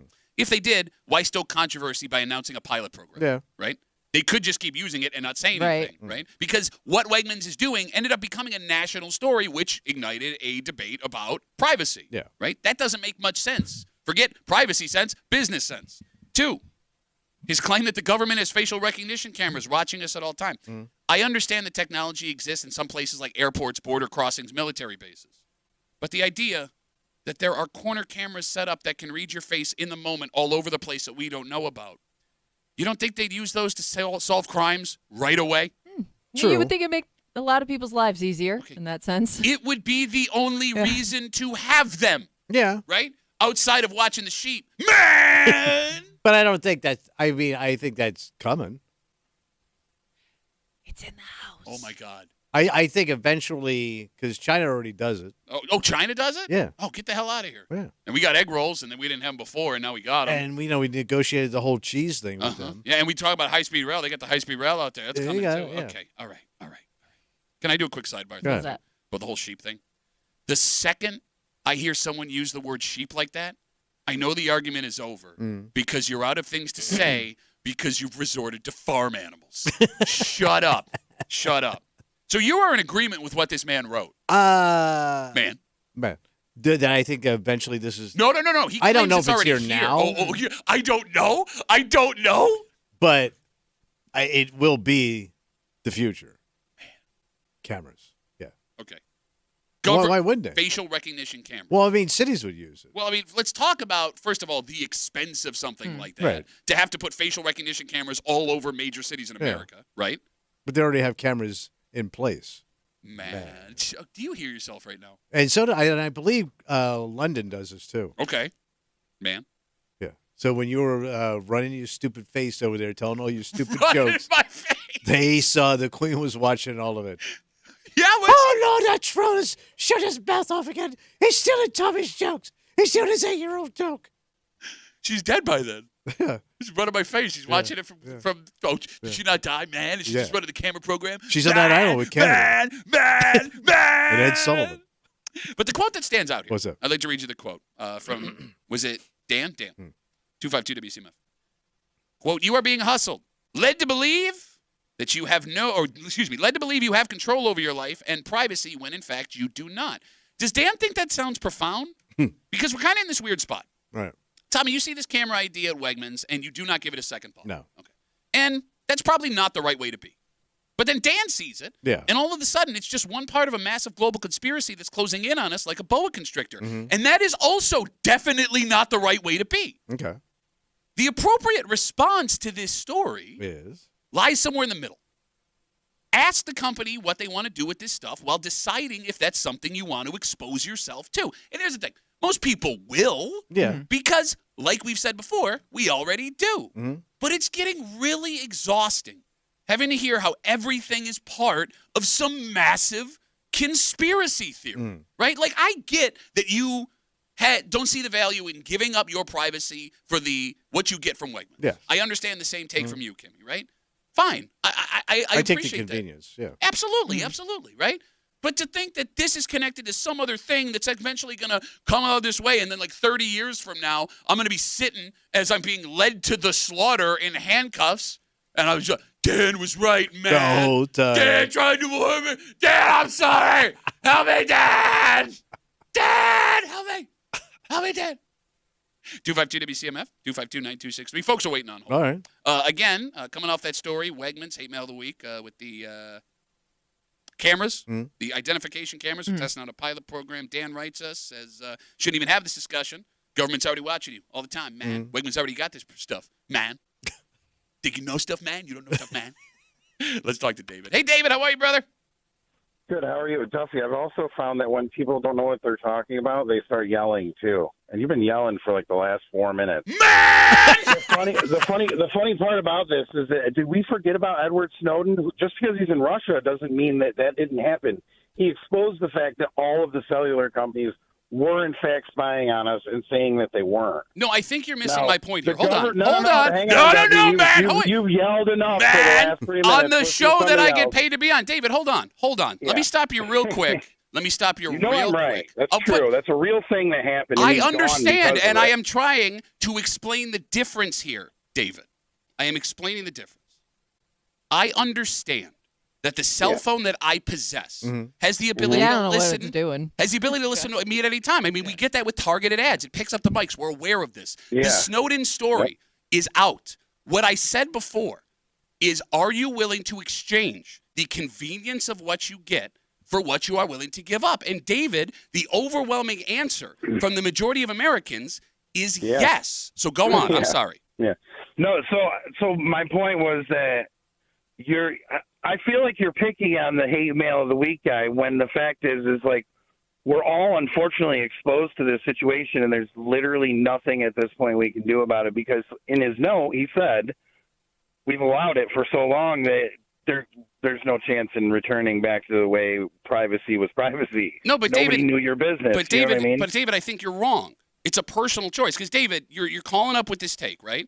And well, then we'd have to stop going to Wegmans. That would be my personal choice. But that's my There's but things it at would go. Wegmans I need. It would go further than that. But that's just it, David. Like you sit here and you want to be this. Like, let me tell you how the real world is, man. Do you have a cell phone, David? I'm on it right now. Okay, yeah. despite the fact that you called up to tell me how wrong I was, you shop at Wegmans, David? Yeah. Would that change if they had these cameras, David? No. Okay, and Walmart so uses what? them now. What as I am equal- saying, please stop. What I'm saying is this, David. You have the ability to go to a local mom and pop grocery store, to not use a cellular phone, and not go anywhere where these cameras exist. You know where they are. Yet even you, who wants to yell at me about my take, I wasn't yelling sacrifices, hold on, called me dumb, wrong, sacrifices that convenience. So, David, don't come in here like some I know more than anybody else warrior when you yourself are also a sheep. Man!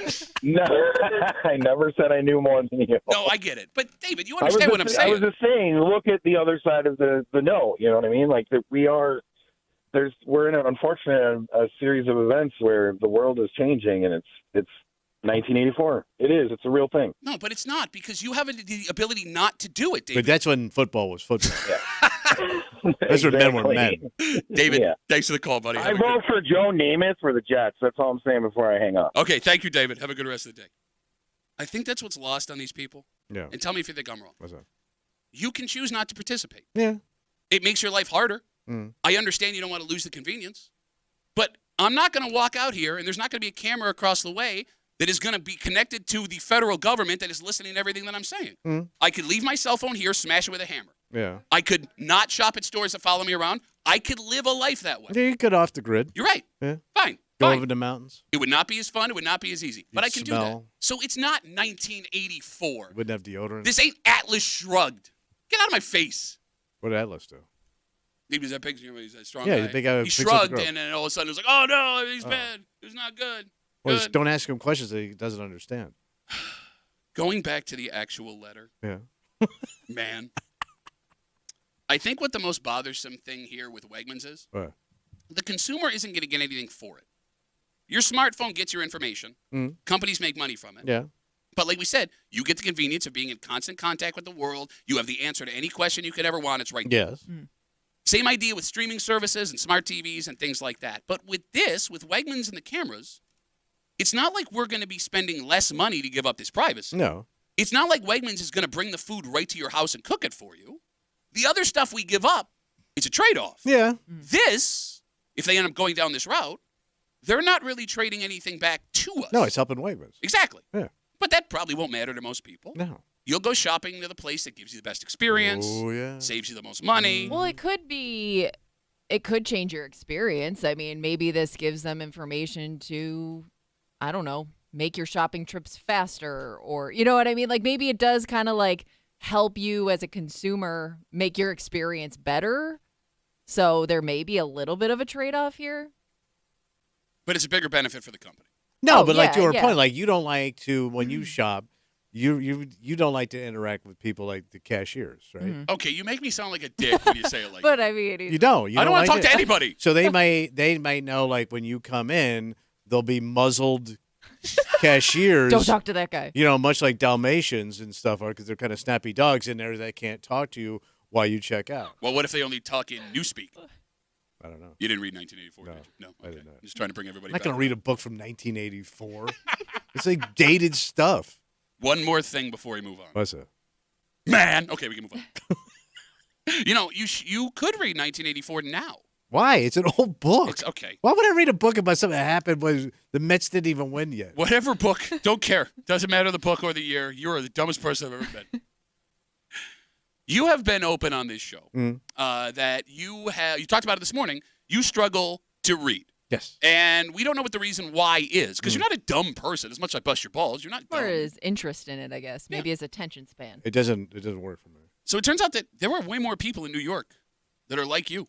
Non-readers? No, it's not just non-readers, like people that have a problem. And for as great as the New York education system is, this is a stunning number. Of illiterate? When it comes to grown-ass people. Illiterate is not the word. It's in the phrase. Oh. And they're Is it a polite way of saying, you so dumb? But that's just it. By saying it like that, it's keeping people from getting what they might need. Okay. We'll get into the story, and we'll do it next here in the break room on CMF.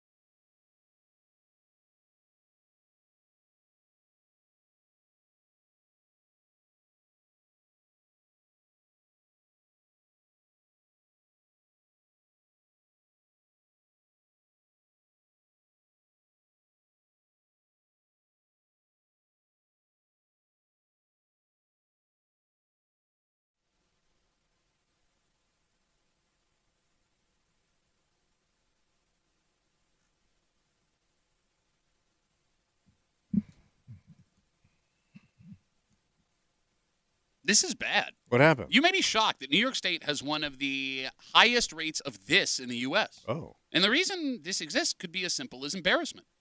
Even wanting to do something about it could be very hard. And the ass kicker, after hearing this, you may start to wonder yourself how skilled you are in this area. Because we all have moments where we have no idea what we're looking at. And we kind of just pretend to know what we're talking about to get through.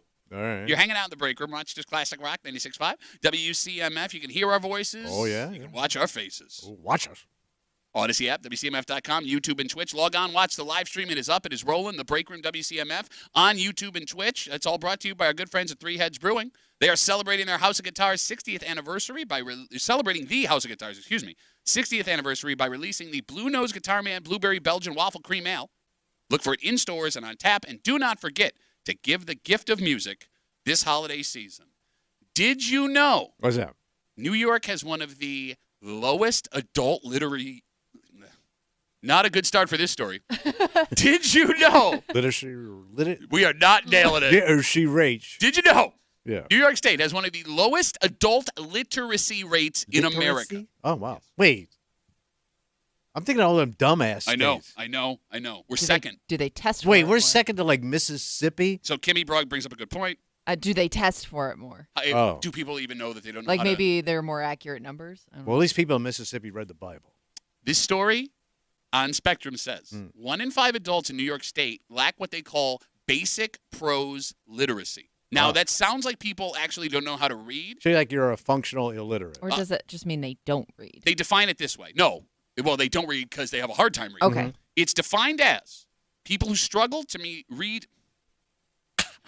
It's defined as Now a it's lot of in pressure. your head. A lot of pressure right now.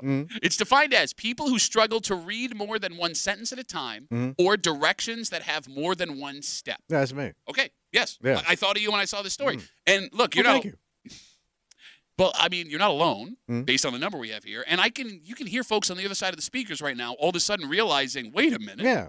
So, Tommy, you've talked on the show before. In fact, you talked about it this morning, about how reading is something you've always dealt with. Yeah. Stayed away from. And you've theorized it may be because of an undiagnosed learning disability. Yeah. Right? And that's a theory that's thrown out in this story, too, that there wasn't the knowledge back in the day of dyslexia and ADD and things like that. So folks that had a hard time reading were kind of just pushed through and looked at as dumb. I ain't got no retention. Street smart, not book smart. 252 WCMF. Do you worry that maybe you can't read well? Because in all reality, how would you know? Well, if I didn't, how do I test myself? I understand that you are aware. Yeah. Just based on having to read stuff out loud every once in a while, the embarrassment, because you said this brought you embarrassment when you were a kid, right? But, you find ways to adapt. You live just fine. Yeah. You're not functionally illiterate. You can read street signs. You can read things at the grocery store. Yeah. It's got to get to a point where it's like, okay, it's good enough. I'm just going to go with it. Yeah. You Right? get by. Okay. And the last thing you would ever do, if you were handed something like a contract or a document, is hand it back and say, I don't understand this. No. You've bought a house. Not this one you live in. You're, Cars. You're mooching, right? You had to sign documents. Rental agreements. They've asked you to read the important ones. Oh, yeah. Do you sit there and pretend like you're reading it? Kind of. But I just started initialing. Yeah. Have you ever signed something and you didn't know what you were signing, important stuff? Yeah, I think just about everything I've ever signed. Okay. I know kind of how this works, but if you want details, I'm out. And it's easier now, especially if it's a digital document, because you're just checking stuff. You're not even signing most of the time. It's just a click here if you agree. But they're kind of getting into that now. Even when I go to the doctor's office and stuff like that. Yeah. I start signing things. They just tell you what you're signing. Oh yeah, they'll explain to you while you're signing. I'm yes. I'm not seeing anything. They'll Right. go. There'll be a little pad. They'll go. You're signing here to agree to this. You're signing here to agree to that. I kind of prefer that because at least somebody's telling you. But out loud. she's just telling me whatever she wants to tell me, right? Man. I don't know what I'm signing. But you wouldn't read it anyway. No. To your point. Now, the reason I bring this up is they talk about embarrassment as being one of the key reasons in this story why the number of people that struggle to read, adults struggle to read, is so high. People are afraid to get help with it. And I think this story is important because if it is something you're embarrassed by or afraid of, 1 in 5 New Yorkers are in the exact same boat. That's like 2 million adults. Oh, these dummies. But it's not dumb. No. Okay. I don't think you're dumb, even though I call you dumb multiple times every single day. You're a smart guy that has a hard time reading. And numbers, too. That, too. Yeah. Right. But, I mean, I don't think you're dumb. Like, if you were to tell me, if you were to come in tomorrow and tell me that you were going to be taking adult literacy lessons, I would think that's great. Oh, I know. I can't imagine any humor that would ensue after I made that announcement from both of you. I don't know what you're talking about. We're very supportive friends. Yeah, okay. Okay, it's you, so it's different. But any other person, I would be like, oh, good for you, man. That's great. But I ain't. 252-WCMF, 252-9263. So we ended up going down a rabbit hole with this. Yeah, and it gets pretty amazing. We'll get to it in a second, but folks are waiting on hold. Again, story on Spectrum. 1 in 5 New Yorkers, adults, 1 in 5 New York adults lack what they call basic prose literacy. And again, that's defined as people who struggle to read more than one sentence at a time or directions that have more than one step in them. 252-WCMF. Let's talk to Jimmy. Hey, Jimmy, how are you, buddy? Hey, listen, this is Jimmy. Listen, I'm dyslexic, and I can't read. They didn't know until I was 19 years old what was wrong with me. It's crazy. I feel like Jimmy was waiting for you guys to make fun of him, and you didn't. And now he's thrown off. Well, here's the thing. Tommy's in the same boat, so he can't say anything. So what were you diagnosed with? I was diagnosed being dyslexic and found out there was different types. How do you say that one clear? So what you said? There's different types of dyslexia, Jimmy? Yeah. When I got diagnosed, it took the doctor only a few minutes. He just threw the papers. He couldn't believe I went all through school. I dropped out at 19, got some tutors, and they referred me to a doctor. I mean, I just looked at him like, in a way, I was relieved because I always thought, something was wrong with me and whatnot. So I was an idiot or something. And then, you find out this is why I can't read and write. All right. So Jimmy, I mean, is it something that you share with other people? Are you embarrassed about it? Not. I'm older. I'm 61 years old. I mean, when I was a teenager, of course you were. But I mean, I look at other people. I look down on them for not understanding. A psychologist once told me there was a book, The Gift of Dyslexia, because people that are dyslexic have more common sense and street smart. Wait, they wrote a book that you can't read? That is kind of cruel. Dyslexia for dummies. But you had a job, you had a career, right? I'm on my third real estate, my third house after a divorce. I went out and bought another house. I do better than some people I know have gone to college. He's crushing it with his dumb self. I mean, no, he's not. Shut up. His non-learned self. Shut up. Go, dumb Jimmy. Jimmy, thanks for the call, buddy. Keep fighting the good fight. Thanks a lot. All right, there goes Jimmy. You guys are the same. I know. I know. Just having a little dyslexic guys just calling each other dumb. You guys would kill me if I took adult literacy lessons. Yeah, look at Jimmy. He's so dumb. I'm like you, also dumb. Like, Jimmy brings up the relief of it. Yeah. Right? Like, if you think something is wrong with you your entire life, only to find out it's something you couldn't control. Right. And maybe there's things you can do. I can't imagine that weight being lifted off your shoulders. Yeah. And Jimmy's not alone. Let's talk to Jane. She's on CMF. Hey, Jane, how are you? Hi, I'm good. What do you got? I have the same thing. I have the same thing Tommy has. I switch numbers in my head. I thought penis. And, what? Go on, Jane. And I, embarrassing as it is, very slow reader, but I was straight A in college. How'd you do that? What do you think? I'm just smart. I don't know. I just absorb information. So I always thought that dyslexia was more in boys than girls. Is that a true thing, Jane? That it ran more No, I was. No, well, you might be rare.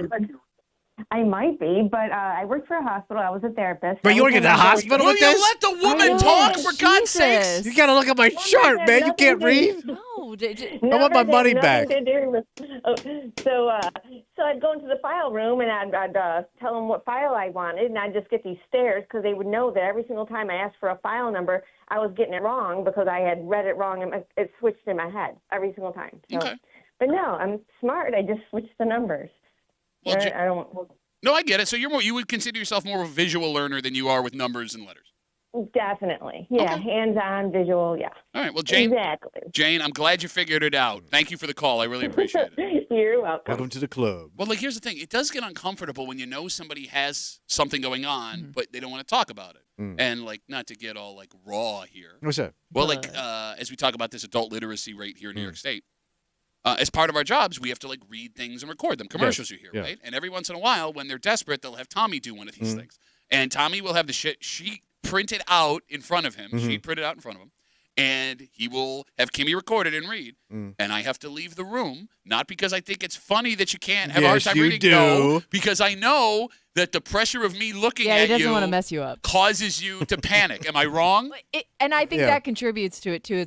It's having even more pressure added on to somebody who's already struggling. Yeah, I mean, having anybody in there, actually, even Kimmy in here. Yeah, it bothers me. Yeah, maybe if you would have learned to work the damn board. Maybe you're nicer to me. 252 WCMF. I see you guys on hold. Sit tight. Because, again, as we have this story, 1 in 5 New Yorkers are what is being described as, it's not functionally illiterate, it is prose illiterate, meaning that you struggle reading more than one sentence at a time, following directions that are more than one. So I go down this rabbit hole last night. And the amount of people that were borderline illiterate that had kids and spouses who didn't know was amazing. And they may not know. No, but here's the thing. I'm not even talking what we're describing here. I'm talking cannot read, period. Gotcha. Folks that talked about how people just assumed because they were an adult they knew how to read. Right. So when they pretended that they did and could not, they just thought they had problems, like reading problems. Like there were guys who I'm reading about last night, they would only go to certain restaurants that they knew served steak because they couldn't read the menu. Yeah. People that memorized lists for their jobs that were spoken to them because they couldn't read, like, manuals. Yeah. The craziest example of this, Yeah. former NFL star, played with Washington, Dexter Manley. Oh, yeah. That he got exposed. It was really uncomfortable. He exposed himself. Yeah. He admitted as an adult he had a high school and college degree that he didn't know how to read. Right. And he said that he got through school because he was always very respectful and teachers liking him. And he was a great athlete. Yep. So the coach of the Montreal Canadiens in 1994 when they won the Cup, whoever that coach was, the last time they won the Cup, was illiterate. Well, it turns out he was just reading French signs all the time. He didn't realize it. He won his Stanley Cup, man. I mean, it's nuts, isn't it? He was a coach. Yeah. Yes. I think if you are somebody that struggles with those things, with that, you kind of learn ways around it. Yeah, you do. know? That's what they're saying. Yeah, you adapt. You just think a different way. And it's funny because, like, my wife doesn't always realize I'm like this. So, like, it'll come up every once in a while, and, like, she'll show me something. I go, what are you doing?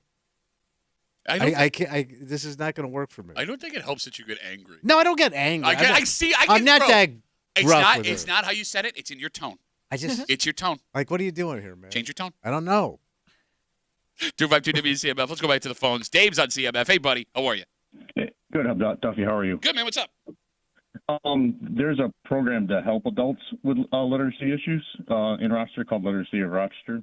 Makes sense. Literacy Rochester. Makes sense. And Yeah. people can volunteer. You can actually volunteer to help adults. My wife did it a number of years ago. And you meet with people and help them get through it. And Tommy was breaking that woman's stones. Dyslexia is underdiagnosed in women, so that's probably part of the reason that most people think that it's more common in boys. Well, it makes sense. I'm sorry. Go ahead, Dave. Go ahead. No, it's just not. They don't. For some reason, they don't. It's not. It's getting better, but it's not diagnosed as often, and people really have to push to get their daughters to get that diagnosis to help them Man, every tools chicken they every need. day that could read. No, but they see the same thing in autism. There's a problem in the autism community with this. They think as it runs more in boys than girls. Yes, but the theory behind that, and I'm sure, Dave, it works with dyslexia, the same theory, is that boys are more likely to act up, where girls are more likely to stay quiet. It stays masked. Exactly. So when the kids are acting up, when the boys are acting up, they go send them for a whole bunch of tests where the girls are just looked at as, maybe she's not that bright. Okay. You know what I mean? Or if the girl is kind of like you were saying with the NFL player, if they're respectful and whatever, they just move them. It happened with my sister. My sister was 17 before my mother managed to get them to test her and get her the tools she needed. So all right, it takes time. All right, well, Dave, thanks for the info. If anyone's listening, buddy, have a good rest of the day. Thanks, Bob. Take care. And here's the thing. What's that? Right? It's out there for help because the story does talk about too how people don't want the help. And I wonder how many people actually even if, let's say you realize that as a grown adult that maybe there is something here. I wonder how many people actually go and get help for it, or if they just think, well, I've survived this long not knowing, so why learn now? What's the point? Which I guess is a fine way to. I'm Yeah. not going to fault someone for having that take, Yeah. but I mean, if it is something you're insecure about, Yeah. if it is something you wonder about, I mean, a little confidence can go a long way. Yeah. No, there's absolutely no shame in going and checking it out. But it takes work. Yeah. Everything takes work. You gotta apply yourself. Shut up. You gotta have the time to do it. You gotta have the drive. Learn your numbers, idiot. Let's take a break. This massive event that Netflix put on last weekend has become a bigger problem than it seems a celebration. Because they made a bunch of money. Yeah. They may now lose that money if what is being proposed happens. And again, it leaves a big old question mark over major events on Christmas Day. Damn. We'll get into it next here in the break room on CMF.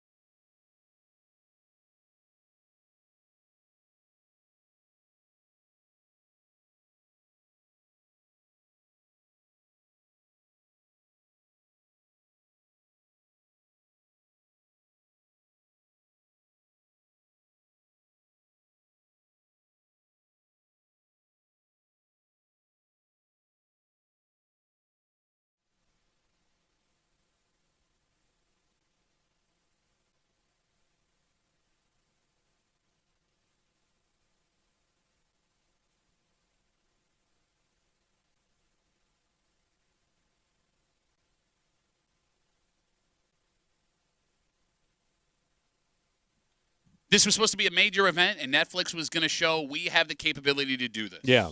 They should have made a bunch of money, but this could actually now cost them money. Oh. You're hanging out in the break room. Rochester's Classic Rock, 96.5 WCMF, just after 9 o'clock. You do not want to miss this. It is a father. He is in a situation, and we went back and forth for the last 2 weeks about whether or not we should read this on the air. Because it has the potential to get out of control. Okay. All right. But we're going to do it. Let's be adult about it. And you're going to have to be, actually. Yeah, legitimately. Sure. Hey, come on. We'll get to it just after 9 o'clock here at the break room on CMF. So we all know about the Mike Tyson, Jake Paul, again, we pull my fingers, fight last weekend.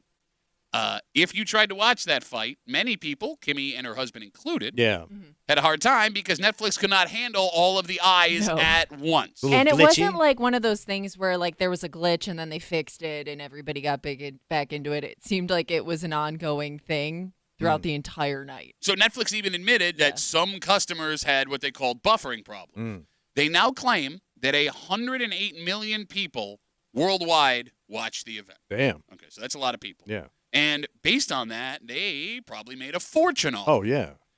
Unless what happens here goes through. There is a man from Florida who has filed a class action lawsuit suing for breach of contract and other offenses and seeking, as of now, unspecified damages. So he wants a refund. But he didn't pay anything for the fight. He just paid for Netflix. Yeah, because I'm already a member, so. Yeah. Right. Unless his argument is, I got Netflix to watch this. Oh. Yeah. Well, like if still, you though. signed up for that. Yeah. Okay. Or maybe there's like, I had an expectation that they'd be able to. They fell short. So I know this sounds really silly, but there have actually been a lot of big companies that have lost class action lawsuits the last couple of years for failures like this. Okay. I mean, I wonder, one, if Netflix would be willing to settle if a class action lawsuit was filed, and two, where people would come down. Because, I mean, they advertised the hell out of this thing. Right. They knew they were going to get all of these eyes. You signed this contract. And you weren't ready for it. Yeah. And again, this is like the third time this has happened with a live event that they've done. And they got the NFL coming up, right? Christmas Day, Netflix has 2 NFL games. Now, I can't imagine they're going to get 108 million people. Globally? Yeah, probably not. Although, I mean, yeah. you got 31 million for Bills Chiefs. That number's probably going to be higher because everyone's sitting around on Christmas. True. Yeah. Can you check what the Christmas Eve game got last year? Or tell you what, let's do Black Friday. Okay. Check the Black Friday football game for Amazon last year. Because that would probably be Okay, yeah, there you go. Everyone's sitting around. I know we asked a couple of days ago if Netflix has the ability to fix this before Christmas. Maybe the question is does the NFL have a contingency plan? They have to be nervous about it. Yeah, a little bit. Like, where could those games go if it's not on Netflix? Because I'm sure Fox, CBS already have programming plan. Right. Yeah. Especially so it's just dead in the water. Well, yeah, because you couldn't like tell Amazon, all right, bring all your stuff to these stadiums. I mean, people already have Christmas plans. Yes. Kimmy, what was the number for Black Friday? That game averaged 9.6 million viewers, but it peaked at 11. All right, so they'll be fine. Sounds like all right. Unless they're not. I don't know. I don't know what to expect. Yeah. I'll tell you this. Do they know who's announcing? Yeah, Like Kimmy, could you Google that? Yeah. I think Greg Olson's the color guy. So Beyonce's doing the halftime.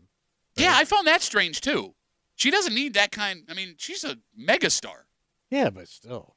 She's still working. Taylor Swift won't do the Super Bowl halftime show. She won't? No. Why does Beyonce want to do this? Oh.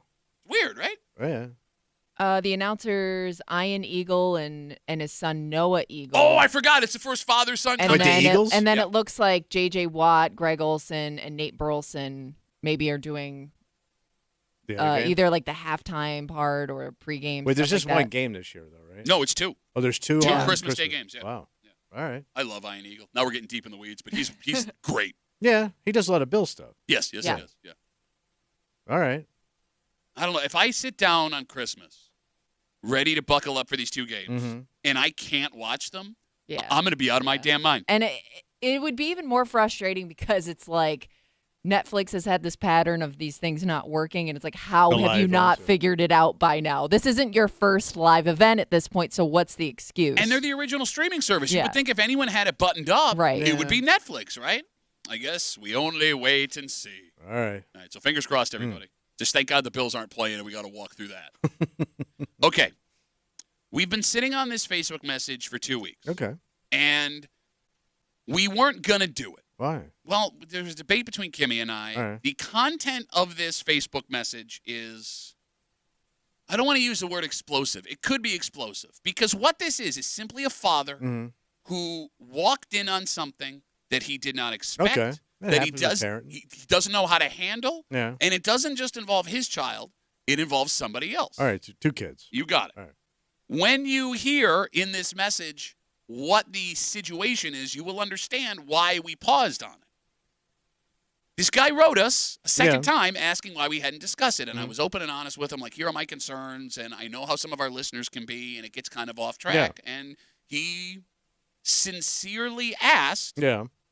look, I don't know what to do. I understand. Yeah. So we're going to do this. All right. And it's a common situation for parents and teenagers with an uncommon, I guess you would call it, twist. Yeah. Because here's the thing. What's that? You worry about your kids and sex, but you've only thought about it in, for lack of a better term, traditional ways. Okay. So when you walk in on something you did not expect your child to be into, Yeah. how do you handle it with your child? All right. How do you handle it with the other child? And we'll get into it next here at the break room on CMF.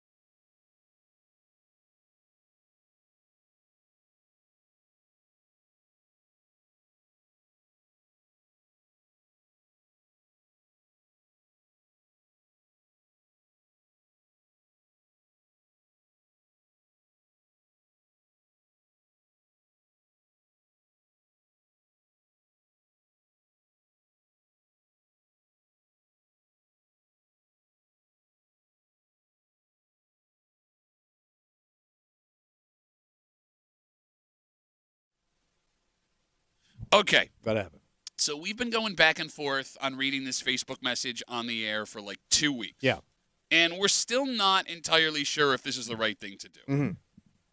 Teenagers and sex is a complicated issue. Yeah. Because, Tommy, there are parents who preach total abstinence. There are parents who believe you need to let your kids do their own thing. Mm-hmm. And most parents are somewhere in the middle. Yeah. But what happens when you discover your kid doing something you did not expect?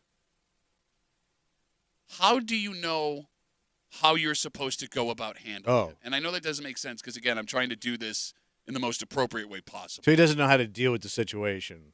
Tell you what, we'll just get into it. All right. You're hanging out in the break room. Rochester's Classic Rock 96.5 WCMF. By the way, you can log on to the contest page, WCMF.com, enter for your chance to win a pair of tickets to see Jason Bonham's Led Zeppelin Evening coming to the Kodak Center December 3rd. Tickets are on sale right now at Ticketmaster.com. So right off the bat, we're going to keep everyone in this message anonymous. Okay. And I sincerely ask, if you want to join this conversation at 252-WCMF, 252-9263, or write us, be cool. Okay. Because with phone calls and messages, we know this could go off the rails real fast. Right. But we think this may be one of those things that is more common than people believe, and people never talk about it. So a dad sent us this Facebook message we're about to read you 2 weeks ago. And we read it, and Kimmy and I went back and forth. Mm-hmm. We were like, what do we do? And we kind of made the decision, like, you know what? This is not appropriate. All right. A couple days ago, the dad wrote me again, asking, are you going to talk about this? And I relayed to him, like, listen, we talked about it in the room out of concern for you. Kind of one of those family. things where it was like, okay, well, I guess if you're comfortable with it. Yeah, and eventually that's what it came around to. Yeah. Like, okay, all right. Are you ready? I'm ready. So he's got a 17-year-old daughter, and he tells us in the beginning of this Facebook message that she had a friend over. Yeah. And they were watching movies in their basement. And we will pick up the Facebook message halfway through. And it's a long one, so stay with me. All right. Are you ready? Mm-hmm. Quote, this is from Dad. Yeah. I went downstairs to see if the girls needed a ride. When I turned the corner, they were on the couch, under a blanket, kissing, and I think her friend had her shirt off. I was shocked, and I didn't know what to do. Yeah. So I turned around, and I got out of there. I want you to know this isn't about my daughter and her sexual preference. I didn't think she was gay or bi before that moment, and if she is, that's not any kind of issue for me or my wife. What I am having a hard time dealing with right now is what I am supposed to do when it comes to the boundaries in our house. So let's pause for a second and let everyone take in what we have just said. All right. He's kind of saying, she should be in trouble for something. I just don't know what. That's exactly it. You know what I mean? So he goes on, quote, I was going to be the guy that didn't allow my daughter to be alone with a boy under our roof. Oh, she stuck to that. I'm not going to be one of those parents that looks the other way while stuff like this happens. So then I thought I should do the same thing here. But I think I realized I was most worried about my daughter getting pregnant, which would be impossible here. I also haven't said anything to my daughter about what I saw. I don't want her to think that I don't approve. And maybe this is just something she was trying and is not a definite thing. Okay, like an experiment. Yeah, okay. So he goes on, quote, I don't want to screw up her trying to figure herself out. My wife and I are on the same page. Mm. She said she'd try to talk to her in a roundabout way to see where she was at. How do you do that? But nothing has come of it. So you don't, it sounds like, because nothing has come of it. Yeah. He goes on, the last thing I'm debating myself on, do I tell her friend's parents what I saw? If I were a boy, I would immediately. But if I do that, again, my daughter would know what I saw, but more importantly, I could be ruining this girl's relationship with her family. I am aware that not everyone would feel the way that I and my wife do about this. What if the girl's parents react negatively, and that's because I said something? I don't want her parents to find out that I'm allowing all kinds of things at my house, but I don't know where I fit in. And he continues to go on. Yeah. But that's all we're going to need for this discussion. All right. What does this man do? Well, I'm trying to think like some of the scenarios. Like, so let's say you talk to the girl's parents. Mm-hmm. I'd have to say, hey, saw your daughter with her shirt off Thinks. underneath my... Right. Thinks. But you have to tell that to another dad that, like, your daughter was in my house. Okay, but here's the thing. You know? If you have a son and you walk in on the same I know, thing, I you know. would have to have the same discussion. Yeah. Right? You would have to go to that dad and say, listen, I saw your daughter naked and she was with my son. Yeah. And I wouldn't want to have that conversation with another parent. Well, whether or not you want to is not the question. Should you? But Kimmy, you were going to say, I'm sorry. Well, speaking of sons, I did get a call from a guy who was in this situation when he was a teenager with a friend of his. Wait, so he was a man. Yes. His parent. Yep. He was a man. He is a man. Yeah. So his parents. He were didn't want to go on the air. Understood. He didn't feel comfortable. Sure. But he did say that his parents, they basically just made a universal rule, like nobody in your room. Okay. Nobody. You're not allowed to have like your own alone time. And he said that they had that rule for him and girls. But they changed it to just make it a universal rule in the house. But if you're gay, why can't you have girls in your room? I think they just, that's the way they.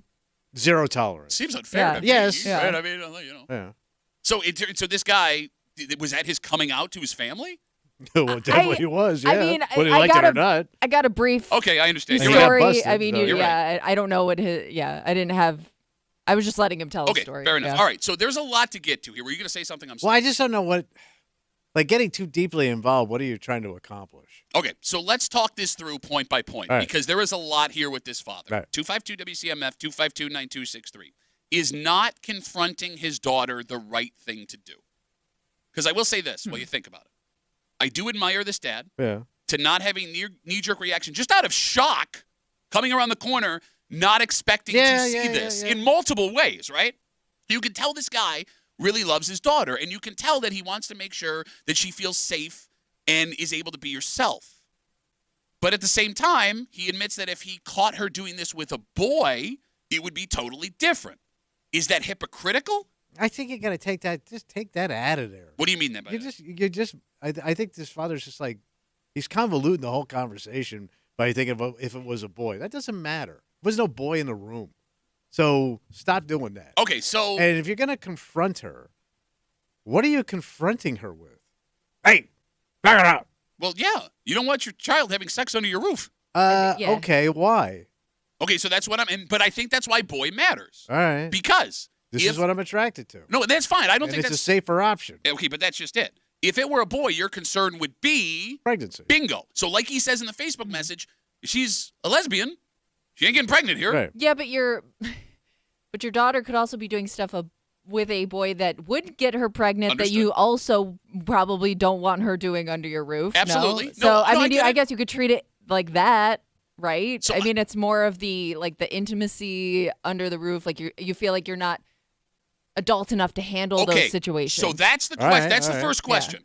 Do parents not want their kids having sex, teenagers having sex, because they are afraid of pregnancy? Is that the big one? Mm-hmm. Well, it's probably number one, but there are other things that you may be worried about. So you don't think that they are mature enough Yes. to handle a sexual, emotional relationship? So in that way, then, Kimmy, should this father confront his daughter? I would think And by the way, I keep saying confront. It makes it sound bad. Like speak no, to his daughter but about what he saw. kind of figure out what's going on here. Like, hey, I know this is happening now. And then you would go on to set whatever rules or have whatever talk you want about it. I don't think ignoring it is the best move. But what if she's not ready to share with you? Yeah, that she's not. Well, you don't know that. But most kids don't want to share Well, this. no, I'm not with their saying she has to dads. tell you all about her sexuality. I'm saying more if you want to set rules or boundaries, now is the time to do it. Okay, I mean it like this. All right. I have two daughters, so I'm trying to, as I'm reading these things, I'm trying to put myself in this guy's shoes and how I would want my daughters to feel. So, Kimmy, if you go to your daughter and you go, listen, I came around the corner and I saw you and your friend and da-da-da-da-da. Right? Like you said, she could be experimenting. She may not know what she's into. But now... You're not asking her to define it. You're just saying, hey, I know this is going on. But I don't think you need to. If this is something she doesn't want her parents to know, and then her parents find out, I would worry that would alter the course of how my daughter is finding herself. Mm-hmm. Because then she might feel like she's doing something wrong. There's that. Yeah, but you could make that argument if it was a boy too. Well, that is wrong. You don't do that. You're out under my roof. Boys are filthy. So in your But either way, you're finding you're learning in those moments, right? About relationships in general. But it's sex. It's sexual. Yeah, it is. Yeah. Right? I mean, this isn't, taking a girl on a date and going to a movie. Like, that's totally different. This is a potential sexual relationship happening under my roof that he admits if it were a boy, he would stop immediately. Yeah, you throw the kid out of the house. Oh, my God. What do you do? Man, I'm pretending it never happened, bro. So you're just ignoring everything. Oh, yeah. I ain't telling my wife. I ain't saying Wait, you're not telling your wife? Let her walk in on it. Oh, I had to. Wow, I would think you at least have to have the conversation. Ain't saying a word because I don't know where that's going to go. You have to tell your spouse. No, you don't. I don't have to say I did. I didn't say. I'm not saying nothing. Like if my daughter didn't see me. What if she did? Or what if she heard you or thought you may have seen something? Okay, maybe I'd have to show my hand. But if I saw something that I don't think anybody knew I was there, I'm letting her ride. That is a terrible thing to do. No, I don't think so. I don't think so. Because like every kid is going to have a sexual relationship at some point in their young lives. Okay. Right? And they have to learn how to navigate it like we all did. Okay. So what am I going to tell her about a thing I've never done, by the way, right? Are we talking about sex or sex with a same-sex partner? Right. Okay, I love how you throw that there. Not me, though. I'm totally a man. Not gay. Not gay. I'm Tommy. I'm not gay. Not for me. No, I mean, I have no experience even, and neither does your wife. Yeah, but again, I know you think that the boy thing convolutes it, but I don't believe so. All right. If you walked in on your daughter with a boy, would you tell your wife? Yes. Okay. But that's a situation. This is not a situation. I'm kind of relieved. Okay. Wait. I don't have to deal with some kid.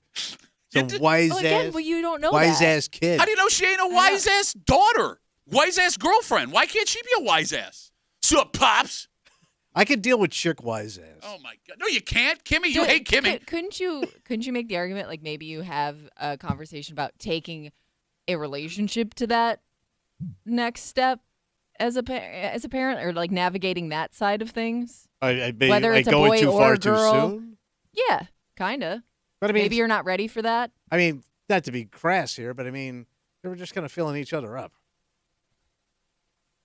I mean, I don't think it's like. I don't think that's so some bad. Parents might not be okay with that. And that could also lead to other things. It always does. So wait, you just fight on houses, mortgage, pets. Jesus Christ! Don't get me started with the taxes. Did you just say they were kind of feeling each other up?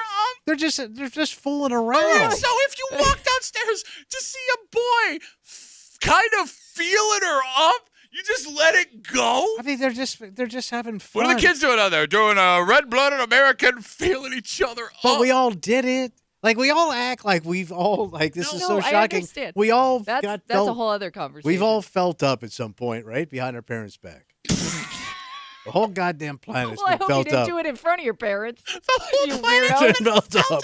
Everybody's been felt up. Birds do it. Bees do it. All right.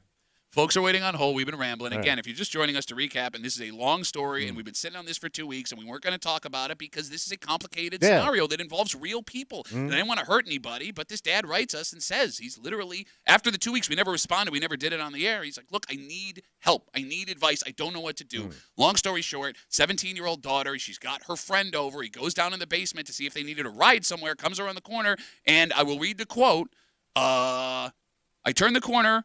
They were on the couch under a blanket kissing, and I think her friend had her shirt off. Says he was shocked. He did not know that his daughter may have these kind of sexual preferences. Right. He still doesn't entirely know because he didn't confront her. He told his wife. He clearly says in the Facebook message, it's not a matter of who she is attracted Her to. preference. Yes. Right. What he's trying to come to terms with is A, is this something he allows under his roof? Because he admits if it was a boy, he would shut it down immediately. But that comes into the pregnancy argument. Do you care about pregnancy or the sexual relationship? He also doesn't know how he should go about talking to the other girl's parents, if he should. Yeah. And he's also worried, even putting his arm around his daughter and saying, listen, this is what I saw, could, I guess, stunt her growth as a human being if she finds out that her parents know about this. So 252-WCMF, 252-9263.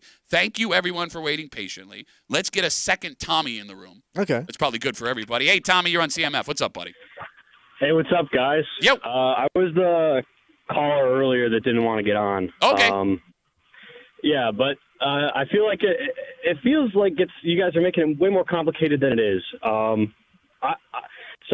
I wasn't out to my parents when I was dating this guy, and then when I came out, that's when they set the rule that I couldn't have any boys in my room. Okay, so let me pause real quick just to catch everybody up. Sure. If folks just joined us. So Tommy, you said that you were caught. Were you caught with a boy, or you came out first? I had him over a few times. I did have him in my room a few times. And then, after I was like, okay, yeah, I do like this guy.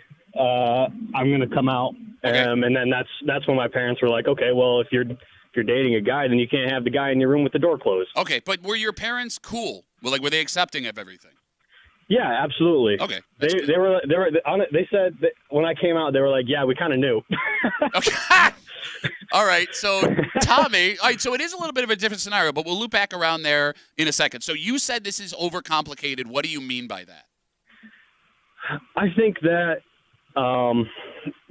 I feel like having an open discussion, having it sort of closed off where it's not really talked about, I think that causes more problems than talking about it. If you can talk about it and you can be open, I mean, I personally like having my boyfriend talk to my family as somebody that I care about. You know what I mean? Sure. Like I think he's a good guy, and I want him to be accepted in the family. And I feel like having that be out there allows him to sort of be closer to my family. Okay, now Tommy, I'm sorry. Go ahead. I didn't mean to cut you off. No, please. What do you got to say? So just because, again, I am naive to this. I'm trying to put myself in this dad's shoes with my daughters and what I would do here. Now, I mean, Tommy, I see your situation, the experience you went through, as a little bit different because you went to your parents first and said, I feel comfortable sharing this with you. In this case, you have a couple of flies in the ointment. One, we don't know, this dad doesn't know if this is her trying something, if this is something. Yeah, where she's at. Yeah, exactly. And two, Tommy, I mean, if this is maybe something she thinks her parents would react negatively to, is not ready to talk about with her parents, do you think that confronting her and wanting to talk to her about it would be a problem for her well-being? No, I think it would be beneficial. So, I think you talk to any gay person, them coming out is such a relief. Being able to and even if she is experimenting, right? Even if she isn't 100% on it, that this is what she wants, being open about it and setting those rules avoids anything like that in the future. Okay. And it shows that if she does want to be a lesbian, if she does find herself having lesbian feelings, that her parents are accepting of it. Because that's, I think, a huge problem for a lot of kids coming out. It's like, how are my parents going to react to this? Yeah, I would like to point out. I think I'm sorry. Go ahead, Tommy. I don't mean to cut you off. And I think the fact that he wants, the fact that he's so cautious about this, right? The fact that he really wants to make sure that he's doing the right thing tells me that he cares about his daughter quite a lot. And being open and talking to her about it shows that he cares about how she feels. He doesn't want his daughter to feel like they have to hide stuff. You know what I mean? No, I get it. And listen, bro, I cannot thank you enough for the insight, having gone through this personally, because I'm sure this helps a hell of a lot more. I would also like to point out, Tommy called us, didn't feel comfortable going on the air, which I understand, but we ran our mouths, and we are so stupid with our takes. He's like, I got to get on. I don't care. I don't care if I'm uncomfortable. I'm going to have to fix this right now. Hey, so did you also have to go, so you and this guy, you had your boyfriend come out and talk to your parents, right? Yeah. So did you have to go to his parents and also do the same thing? Well, he's a bit more gayer than me. A bit more gayer? Well, maybe he was. Wait, so you bailed already? on talking to his parents? They already knew, is what you're saying. He's they saying. already knew. Yeah. Oh, all right. He's been out since. So you got off the hook pretty easy, I met him. like you found the right dude, so you could bail on that. Okay, Tommy. That's a typical boyfriend too, right? Oh, yeah, like you're gayer than me, so it's done, right? Come on, the bills are coming on at 1:00. Tommy, let me ask you, how old are you, buddy? I'm mid-20s. Okay, so this wasn't all that long ago you went through this. No, this was. I mean, it feels so long ago now, but it was only like 4 years ago. Yeah. All right. Same. By the way, you with the same guy? Yeah, still. Yeah. No kidding. Wow. Man. Yeah, we moved in last year, actually. He still can't go in his room, which sucks. It's really hard to live with him. No, that's another thing I wanted to say is that the fact that I couldn't have him in my room was a big factor in me moving out. All right. Way to go, Tommy's parents. Tommy, seriously, man, thanks a ton. I really appreciate the call. Yeah, thanks for having me on. All right, take care. All right, So I'm wondering though, like this whole rule of you can't do this up in your room. hold on. Let me just buckle up real quick. I know. No. I was worried for what follow-up questions you had once you started talking. I was like, oh, my God. I was just worried about go ahead and meet his parents and explain. Like, your own yeah. parents' Yeah, reaction. because you're right. There are two sets of parents here. Yeah, like, you don't know how his parents are going to Sure, be. sure. But my question was, like, if you say, you can't go upstairs, you can't go in, nothing in the house, you're just kind of forcing them out into other areas where they could be a lot less safe. It's a good point. And that's the argument you can make for any teenage couple that you don't want. Yeah, I mean, stuff in your house. because everybody did stuff in the cars, in the woods, wherever. Sure. That wasn't as safe as hanging out in somebody's house. But the counterpoint to that is you're making a decision for your kid. You shouldn't be able to make that decision for the other family unless you go to that family and have like a mafia meeting. Yeah. What you're all comfortable with sexually for your teenage children. Yeah, but in my head, I would go, well, if I do that, then they're just going to go off someplace and do it. I get it. But Even if I'm cool and they're not, then I've lost the kid, and now I'm going to get a call from a cop one night, or God forbid worse. But again, if that other parent finds out that stuff's happening under your roof, you are the bad guy. Yeah, but they can't sue me, right? Does it? I don't want to lose the house that he's not allowed in. 252 WCMF. Let's take one more call. What? Great personal experience with Tommy. And again, Kevin, I think this is more common than people All think. right. And how Not do you a lot have of people have a discussion about it. How would you? I mean, if you feel like you're alone as the father, as the daughter, as the kid who went through this, how do you relate to somebody else? Let's take one more call, 252 WCMF. Michelle's got the last word. Hey, Michelle, how are you? Good. How are you? Good. What do you got for us? All right. So here's the deal. 59 years old, I have two daughters, both in their 30s, been a school bus driver for 30 years. Okay. I think the thing here is to talk about respect. Like Tommy said, you're trying to come out or whatever your sexual preference is. What are the rules of your house? What do you expect from your children? I don't think it's a good thing to just let it go. He's got an opportunity here to open up the forum about sexuality, which is for any parent is a concern. Any which way anybody goes. One of the worst Paul Newman movies of all time, by the way. I'm sorry. Go ahead, Michelle. I cut you off. Go ahead. Yeah, no. So what are the rules of my house? What are my expectations? Let the kids know they're supported. Like Tommy said, back in the day, we were doing whatever, but we were out in the street. So what is the expectation? And again, you have to think about, like you said, the other parents. What are their opinions on what's going on? How do you make that connection? How do you break this conversation open? So Michelle, let me ask you then, as a mama bear, two grown ass kids now, in this specific situation that you sat through and you heard and everything, right? Because you don't only have the sexual aspect of it. You don't know if this girl's parents are aware of what maybe, and again, you don't even know if it's a lifestyle. Michelle, would you go to the other parents and say, this is what I saw? No, okay. I would stick with just dealing with my own kid. Right now at this point, no harm, no foul. It's just going under the carpet right now, which I just don't think is healthy. Bad choice of words there. And like you said, she could be experimenting. It could be, you know what I mean? There's so many different vast sexual experiences today.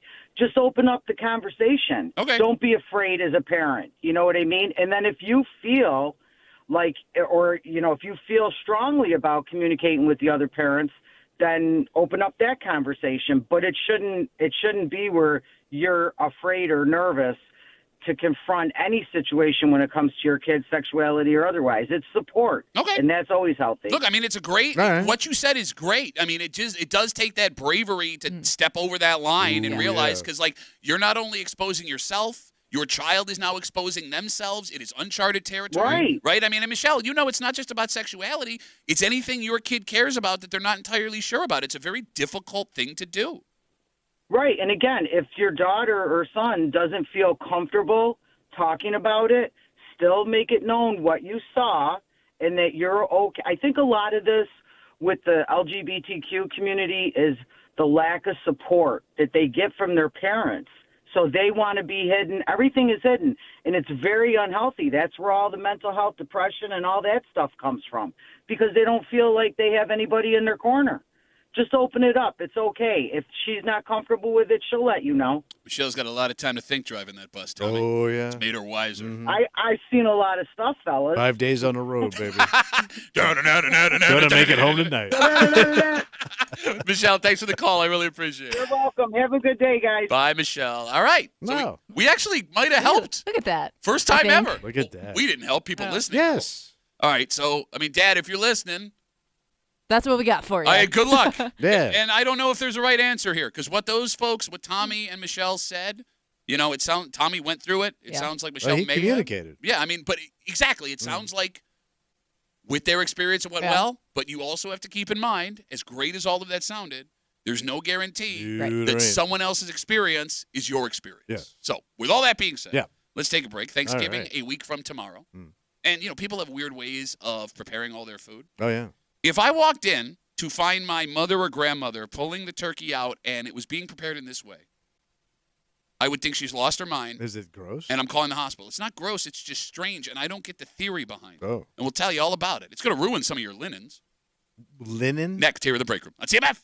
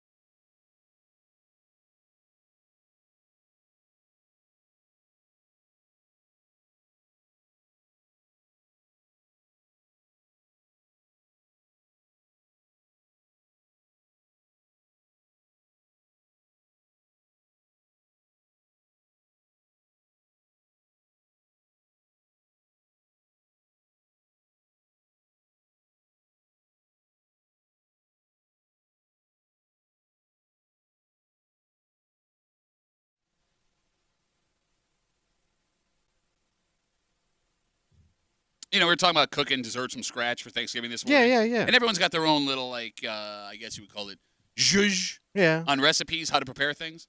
But if you walked into your grandmother's house and saw her pull out a turkey in this condition, you would call the hospital immediately. Oh, really? You're hanging out in the break room. Rochester's Classic Rock 96.5. WCMF, they say there's more than one way to skin a cat. Mm-hmm. There is now more than one way to cook a turkey. All right. Right? Because you got the standard put in the oven. Mm-hmm. Right? You got the deep frying turkeys. Oh, sure. Right? You got folks. What's left? Well, there is this new way to prepare your bird. It's just going to gross me out, man. I don't know, because I don't even know what to make of it. Have you heard of the pillowcase method? No. So here's how it works. Yeah. You use a pillowcase to cook your turkey in the oven. Or did it catch on fire? I don't know. Yeah, you would think that would be a problem. All right, so I'm going to explain how this works. The pillowcase turkey is made by slathering the bird in butter, wrapping the bird in bacon, and then taking a clean cotton pillowcase that has been soaked with a mixture of butter, wine, and chicken broth, which keeps the bird moist. Oh, so that lays on top. Oh, like wrapped around it. All right. You then lay the turkey, wrap around the pillowcase, you put it in the oven, and you cook it like you would a normal turkey. Okay, and it makes it more moist, basted better. I guess. So the idea started when people used cheesecloth, but apparently the pillowcase, according to experts, is much better. And the pillowcase doesn't stick to it. Like, I'm not going to be eating pieces of pillowcase with the turkey. I can't promise. And it better be a brand new goddamn pillowcase. Not when your sweaty ass head's been on. I'm even thinking, let's say it's a pillowcase that you've cleaned. Who can't read now? That you has gone through the washing machine. Like, isn't there like detergent on that thing? I'm guessing you buy. Well, You got to get a brand new one. Well, no, because there's even chemicals on that. Those have been washed. Yeah, that's a great point. Right? I mean, cheesecloth, if you're going to use something, I don't even know what cheesecloth is. I don't either. I guess it's something that doesn't catch on fire. Well, the pillowcase doesn't look like it caught on fire. I would be afraid that that thing's going to start burning in there. Look, I'm not endorsing this, by the way. Don't No. go do it because you said you heard it in the break room. I'm simply sharing information because it looks insane. Yeah. And I'm trying to picture a scenario where I walked into a grandmother's mother's aunt's house who's over like 55. They pull the bird out. It's wrapped in a pillowcase. I'm calling the hospital. Yeah, especially every grandmother, all her pillowcases are embroidered with something on it. Like world's greatest grandma, pictures of the dog. But you would think she'd gone insane. Oh, yeah. Right? Yeah. That's like she got dementia. That's like cat food in the Jello kind of like weird stuff. Mm-hmm. But then again, I mean, as I'm looking at, so this recipe apparently has existed since the 1920s using the cheesecloth. Yes, because people were poor. Okay, well, no, but they didn't use, they used cheesecloth, not the pillowcase. Yeah. The pillowcase makes it better. Folks who have had the bird prepared this way say it's the best turkey they've ever had. But people always say that when they do stuff like that. Okay. Even though it may not be that great. All right. Well, you always think that anything new, when people say, yeah, it's great, they're just lying because you don't want to try new stuff. Right. 252 WCMF. Has anyone tried this that's listening, the pillowcase method? Kimmy, have you ever cooked a turkey in your life? No, I have not. Are you ever planning on cooking a turkey, or are you just going to mooch off family members forever? Oh, she's Queen Mooch. I mean, we go to so many different homes that it would be weird for us. I mean, I guess She's a multi-moocher. Multi-moocher? Yeah, I can't think of a situation where we would host. So I'm out. Well, You're never coming to my house. It's hard when you have split families. You know, you don't know who to invite. No, I mean, she's right. You know what I mean? Yeah, They invite everybody. No, you don't. But you've also said, Tommy, you don't eat turkey outside of Thanksgiving. So what other day would you be preparing a full turkey true. like that? Yeah. And I love how you say this. You've never cooked a turkey. Well, I have cooked one with my wife. So I've never done it alone. What? What did you cooking the turkey involve with your wife? Taking it out of the oven. Okay. Wow.